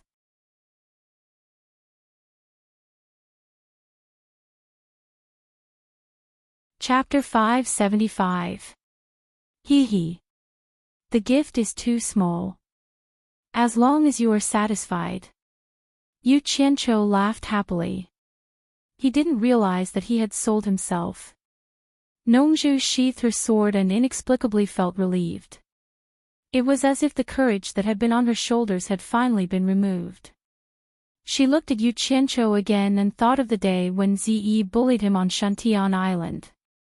She suddenly felt refreshed. "Can't catch you. Someone can. You will suffer in the future." Yu Qianqiu suddenly found a strange smile on Nongzhu's lips. His heart skipped a beat and he immediately became alert. Is she using Ziyi's marriage as an excuse to cheat me of my treasure? That's too shameless. So he asked suspiciously, "What are you laughing at? Are you using Ziyi to cheat me of my treasure?" "Cheat your head. Will I cheat you with Ziyi's life?" Nongzhu scolded. She felt angry and funny looking at this guy. No matter how cunning he would still have a blind spot when thinking about problems. This guy's EQ was extremely low. As for his low EQ, Yu Qianqiu had actually discovered it himself. Since his previous life, he had been living in deception and killing. He didn't have the mood to play romantic and delicate love. Saving his life was the first priority. Although he had met many women and it was common for him to play around with them. He could tell whether a woman was good or bad at a glance. However, he had no experience in serious love. Later, he made a name for himself and had a position in Jianghu. In addition, the women he met at that time were quite realistic. Therefore, for him, no matter how beautiful a woman was, she was still an animal on the bed. Talking about love with them. He was either talking nonsense or courting death. Because he had no experience in this aspect, and this life was the fate of his previous life, he was still fighting and killing. Therefore, the women he found in this life were as simple and kind as possible. Because he felt that it was too tiring to play mind games with his woman, and he didn't have the energy to deal with it. He had chosen Furong, Wu Lixue, Chu Ping'er, and Bai Suzhen, who had been silently sacrificing herself for him. It wasn't a spur-of-the-moment decision. He had thought it through. Among the three women who had a romantic relationship, only Chu Ping'er had a complicated life experience. However, it was a dream that led him to join the cultivation world, and he instinctively wanted to protect this dream. As for Furong and Wu Lixue, they were two simple and pure women. So what if he said they were stupid? In short, he liked them very much. Wasn't Bai Suzhen the same? She was a woman who only knew how to treat him well. It was also because of these women who did not hold him back that he could do whatever he wanted in the cultivation world without any worries. In fact, the reason why he didn't bring the women together was because he was worried that they would clash and cause trouble for him, and he didn't have time to deal with them. After all, women were also human beings. Who would be willing to share the same man with others? In such a contradictory situation, he could only take one step at a time. If he had to blame someone, he could only blame himself for being a bit fickle. Every time he thought about it, he would tell himself that it didn't matter if he had a low EQ. He would try his best to treat them well. Definitely. Of course, a low EQ didn't mean that he was an idiot. For a woman like the enchantress who dared to love and hate openly, how could he not know her feelings? However, some things were difficult for him to accept. It was really difficult, and it was better for him to avoid it. Hee hee. I was just saying. I didn't mean anything else. Don't be angry. Hearing Nongzhu scolding, he agreed with a silly smile. It was true. Nongju would not cheat others with Ziyi's life. Otherwise, she would not be Nongju. It seemed that Ziyi was really going to get married. What a pity. Although she was sometimes unruly, she was still a simple girl. But she was going to be someone else's woman. Damn it. I'm going back to Shantian Island in a few days. Do you have any words for me to take back? Nongju looked at him with an evil smile. Aren't you very capable? When you become my son-in-law, I will torture you. Let's see if you still have any temper then. Now he had thought it through. Since his daughter liked him, could he really be cruel and stop her by force? The answer was definitely no. Taking 10,000 steps back and thinking about it, this guy wasn't completely useless. Although he was a little bad, in this sinister cultivation world, he had the ability to protect himself. This was not necessarily a bad thing for Ziyi, who was inexperienced in the world. Moreover, Lao Bai had an extraordinary vision. He thought so highly of him and hinted many times that he could let Ziyi be with him without worry. There must be a reason. Then let nature take its course.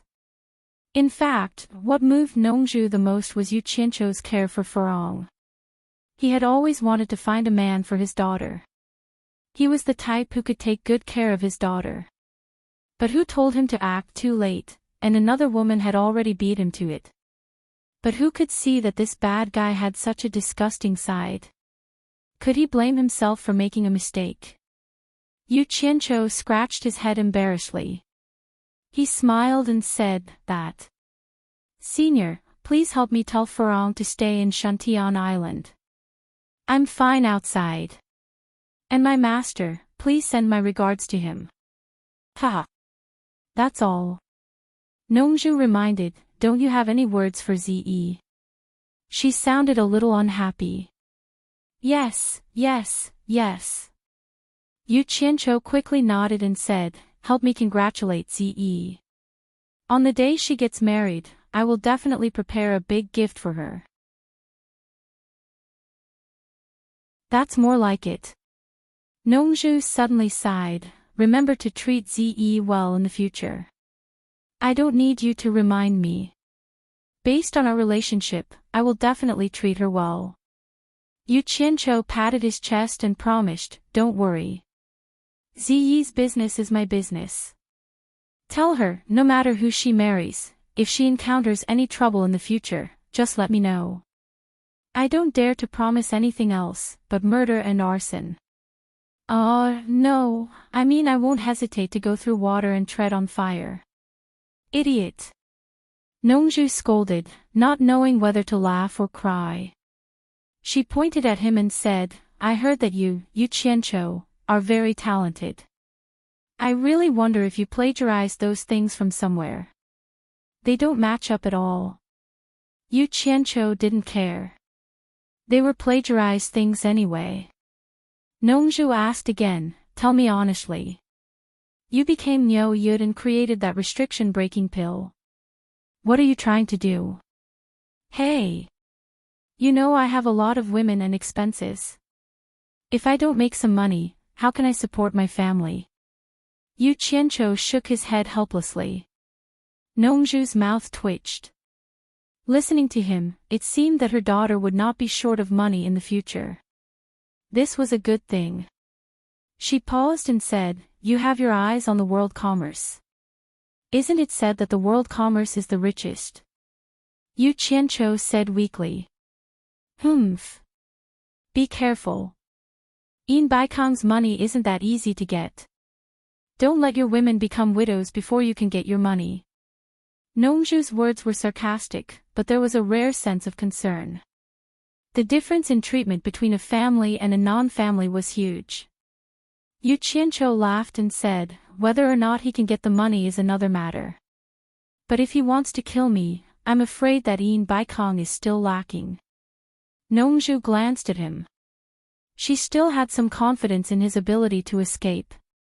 It was definitely not a coincidence that this guy could escape from death time and time again. He must have something to rely on. Otherwise, with his cultivation, he wouldn't dare to touch Yin Bai Kong. How audacious. Do as you see fit. If there's nothing else, I'll leave first. Nongzhu was about to turn around when she heard Yu Qianqiu ask, Senior Nongzhu, let me ask you something. Do you know who the one-armed guy in the ghost manor is? Also, I saw a mysterious masked woman in the ghost manor. The one-armed old man was very respectful to her. Nongzhu asked casually, you met both of them in the ghost manor? Yes. Yu Qianqiu nodded and said, I feel that the one-armed old man is a spirit-severing master. But he was very respectful to the masked woman. Could it be that she is also a spirit-severing master? Yes, both of them are spirit-severing masters. Moreover, both of them are people with great backgrounds. Speaking of which, they are related to your master. Nongzhu explained, the one-armed old man is called Li Duxing. Like his name, he was a loner in the cultivation world and never had any contact with anyone. That woman should be Lu Yanqing from the Lingfang Valley. The most beautiful woman in the world, Lu Yanqing. Yu Qianqiu showed a trace of regret. It was a pity that he didn't see her face at that time. Then, he was slightly taken aback. He had dragged third brother Axian into the picture. Could it be that he had exposed himself? But he didn't think it was possible. Even if she asked third Axian, how could he know who Nyoyud was? At most, he would think that he was talking nonsense to confuse people. But he didn't know that third Axian had asked his master about the origin of this method after he saw the horror of his absorbing stars technique. Lu Yanqing didn't know either.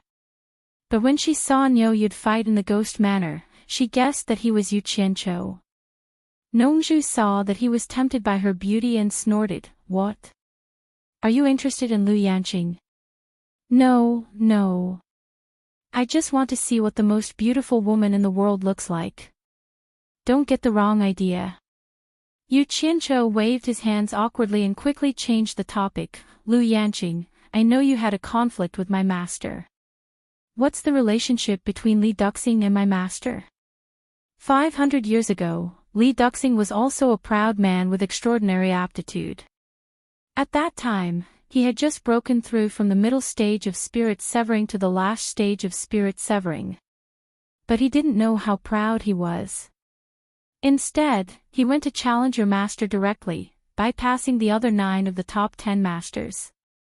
Don't you know what kind of person your master is? As a result, he was seriously injured by your master on the spot. He was lucky that I happened to be playing in Shuntian Island. So, he begged your master to let him go. Nongzhu shook her head slightly and sighed with emotion. Yu Qianqiu looked at him with a bit of boredom and thought, damn it. My master is a villain, but you are a good guy. You are like Song Jiang in time. No wonder he is so popular in the cultivation world. Everyone owes him a favor. Nongzhu continued, in fact, I have never dealt with Li Duxing. I only heard of his name. We don't know each other. He was very arrogant when he broke into the demon ghost realm and was very rude to me. To be honest, I didn't want to save him at that time. Later, I saw that he was beaten so badly by your master that he almost didn't look like a human and lost one of his arms. Finally, I couldn't bear to see him like that, so I saved him. But when I saved him, I found that he was unconscious. There were more than 80 holes in his body because of your master's finger. He was so miserable. He is completely relying on his profound cultivation to hang on to his last breath. Based on my ability, there is no way I can save him. I had to send him to Lu Yanqing in Lingfang Valley.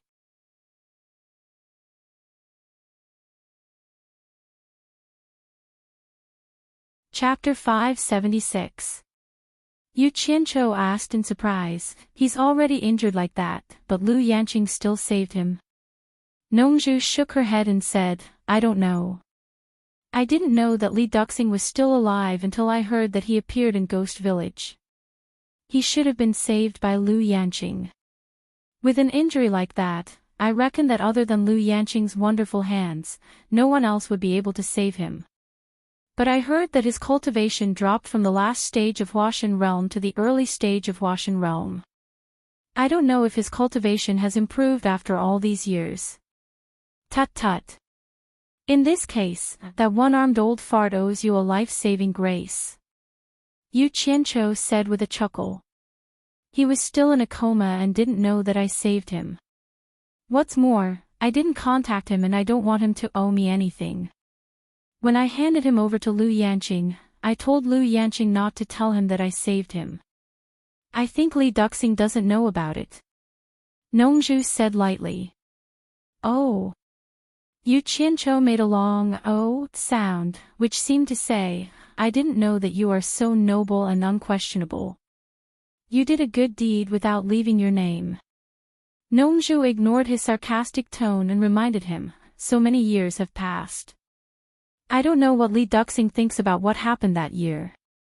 Be careful when you meet him in the future. Don't let him know that you are Bai's disciple. If he still holds a grudge against you, I'm afraid he will hurt you. I see. Yu Qianqiu nodded. Suddenly, he frowned and seemed to think of something. He asked seriously, what's the relationship between you and Wenlanfeng? Hearing this, Nongzhu looked at him seriously and warned, don't you dare have any bad ideas about Wenlanfeng. This time, he didn't hesitate to fall out with the 6 masters and use them to show his power. It's all because he promised me and your master that he would support you in Shantian Island. Don't be so ungrateful. Needless to say, I'm not a person who returns kindness with ingratitude. Yu Qianqiu frowned and said in a low voice, but he lost to master, I don't know if he will have other thoughts. Other than being infatuated with Liu Yanqing, he is an upright person, and his relationship with me is not bad. Since you promised me to take care of you, you won't play tricks behind my back. You're trustworthy. Nongzhu asked suspiciously, what are you trying to say? It's like this. Yu Qianqiu asked, when you came up just now, did you see the young man beside man who? You mean the boy at the early stage of nature's test? Nongzhu asked. That's right. That person is the trader of the Chinese cultivation world, Yan Zhuixing, one of the Yan father and son who retreated to the everlasting island. I didn't expect him to come here. It's really suspicious. Yu Qianqiu said with a frown. Oh. So it was him. Nongzhu joked, I heard that you and he were sworn enemies in the Chinese cultivation world. Yu Qianqiu ignored his sarcasm. A fierce light flashed in his eyes. He squinted slightly, stared at Nongzhu, and said slowly, help me kill him. You want me to kill Yan Zhuixing? Nongzhu stared at him up and down in surprise for a while, and then said with a smile, no. Don't you claim to be the best master below the Huashan realm? You've killed several masters at the late stage of nature's test. Yan Zhuixing is just at the early stage of nature's test. It's easy for you to kill him. What's more, I heard that Yan Zhuixing was defeated by you when he was in the Chinese cultivation world. He should be no match for you. Why do you want me to help you kill him? It should be a kind of intuition. I don't know why, but I always feel that he will be a great disaster if he stays, and we must eradicate him as soon as possible. By the way, I remember something. Yu Qianqiu asked, do you remember that Zi and I once held a sword drawing contest in the Chinese cultivation world? I've heard a little about it. Nongzhu nodded slightly, and carefully observed the expression on Yu Qianqiu's face. She found that his expression was very serious when he talked about Yan Zhuixing. This made him take it seriously. He thought to himself that this guy was not afraid of anything and even dared to kill masters at the Huashan realm, but he was afraid of a cultivator at the early stage of nature's test. It was really puzzling. You also know that the 2 swords were condensed by the ghost fire of the netherworld. During the sword drawing contest, one of man whose junior brothers was killed by the black fire. But do you know how evil Yan Juixing is? Yu Qianqiu still had some lingering fear when he thought of the scene at that time. Yan Juixing's extremely cold eyes. After a pause, he continued, that guy is not afraid of the black fire, and he even inhaled the evil spirit released by the black fire as oxygen. And that pair of eyes, oh my God, are those still human eyes? Damn, they are so evil. Z also saw it at that time. You can ask her if you don't believe me. There is such a thing. Nongzhu was also shocked. Others did not know the power of the black fire, but she had personally entered the 9th Netherworld cave and the Sea of Netherworld. Even though she was at the middle stage of Huashan realm, she did not dare to stay in front of the Sea of Netherworld for too long. She naturally knew how powerful the black spirit released by the black fire was, especially the black wind blade condensed by the black spirit, which was one of the biggest obstacles to the 9th Netherworld cave. But Yan Juixing was only at the early stage of nature's test. He was not afraid of the ghost fire of the Netherworld, and he could even absorb the black spirit. Even Bai Changchun was afraid of it, but he was not afraid of it. It would be strange if Nongzhu was not shocked. Yu Qianqiu snorted fiercely, I don't care how evil he is. It is better to eliminate the root of the problem than to nip it in the bud. With my cultivation, I can't find a chance to do it now, otherwise I would have done it long ago. So, please help me get rid of him as soon as possible. A ruthless character was revealed without a doubt. Nongzhu was stunned by his look. She thought, Old Bai is cruel and merciless, but this guy is not only cruel and merciless, but also fierce and unscrupulous. Where did he learn all these? I can't help you with this. Nongzhu shook her head slowly and said, Yan Juixing is one of the main figures in the war against the Huaxia cultivation world with the support of various countries. I promised them that I would not interfere in the war between them and the Huaxia cultivation world. Once I help you kill Yan Juixing, I will break the promise I made. Yu Qianqiu stamped his feet in exasperation and said, Hey! Why are you so pedantic? I didn't ask you to do it openly. You could have killed him secretly. With your cultivation, killing him would be a piece of cake. If you did it secretly, no one would know it was you. Go to hell as far as you can. Nongzhu was a little embarrassed and said, Do you think I am like you? I do things by hook or by crook. I will definitely keep my promise to others. This is my bottom line as a person. Yu Qianqiu was speechless for a while. Then he bowed and tried to persuade her with good intentions, let's not talk about the hatred between me and him. He will seek revenge on me sooner or later. But I really have a very strong feeling that you may not believe it if I say it.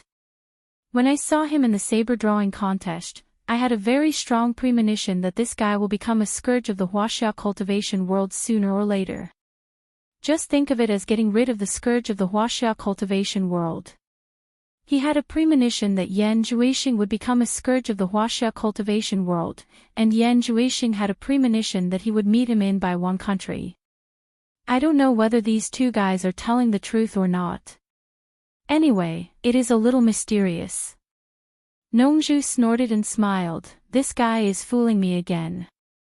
He obviously wants to use me to get rid of the dissidents, but he uses a premonition as an excuse. If he wants to fool me, he should find a better reason. I think you will become a scourge of the Huaxia cultivation world sooner or later. No, you are already a scourge of the Huaxia cultivation world. Wherever you go, there will be chaos and no peace. Even if what you said is true, I will not break my bottom line. Nongzhu shook her head unmoved. F***ck. Yu Qianqiu couldn't help swearing. But he was still not reconciled. He rolled his eyes and said, Wait, since you have a good relationship with Wenlan Feng, there is something I have to remind you. If you have something to say, just say it. Don't beat around the bush. Nongzhu said impatiently. Did you notice when you passed by just now? Don't you find it strange that Yan Juixing is actually hanging out with that hipster girl?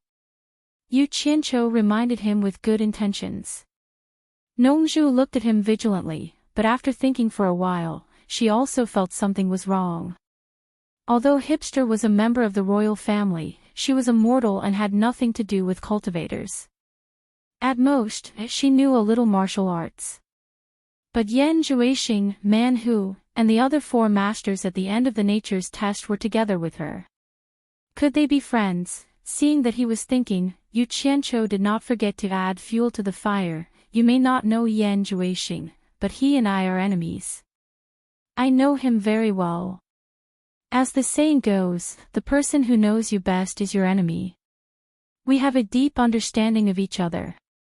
Seeing that Nongzhu was listening carefully, he continued, Yan Juixing is extremely vicious. When he was still in the 100 Flowers Valley of Huaxia, he controlled a group of people with poison. The most terrifying thing was that he had somehow found the long-lost, primordial soul-stripping technique, and had been secretly controlling the cultivators of the cultivation world for his own use. Later, he used those people to burn, kill, and loot. Unfortunately, I ran into him, and it was because I exposed him that we became enemies. If you don't believe me, you can ask around in the Huaxia cultivation world. Then you will know whether what I said is true or not. Are you saying that he is plotting against the hipster girls? Nongzhu asked casually while thinking. Hipster is nothing. So what if he is a member of the royal family? Even if you give that girl to him, I'm afraid he will be too lazy to take her with him. She is a burden. He even brought 4 masters at the end of the nature's test to go shopping with that girl. What a ghost. Do you believe that he is so kind? Yu Qianqiu sneered, and then said very seriously, I suspect that guy has designs on the Wen family. Otherwise, he will not be interested in a hipster. Since you have a good relationship with Wen Lanfeng, you should let him be on his guard. You don't want me to find Wen Lanfeng and ask him to kill Yan Juixing, do you? Nongzhu suddenly came to her senses. She realized that this guy had already planned to kill Yan Juixing when he mentioned Wen Lanfeng. But he encouraged her to do it. Seeing that she did not agree, he showed his true colors. It was really one trap after another. You're tuning into the LoveLore Library YouTube channel. We're so grateful for your support, and don't forget to subscribe to join us on this incredible journey through captivating stories. Your generosity through donations truly makes a world of difference, as it's the primary source of revenue that allows me to expand and enhance this channel for you. Thank you from the bottom of my heart for being a part of this adventure.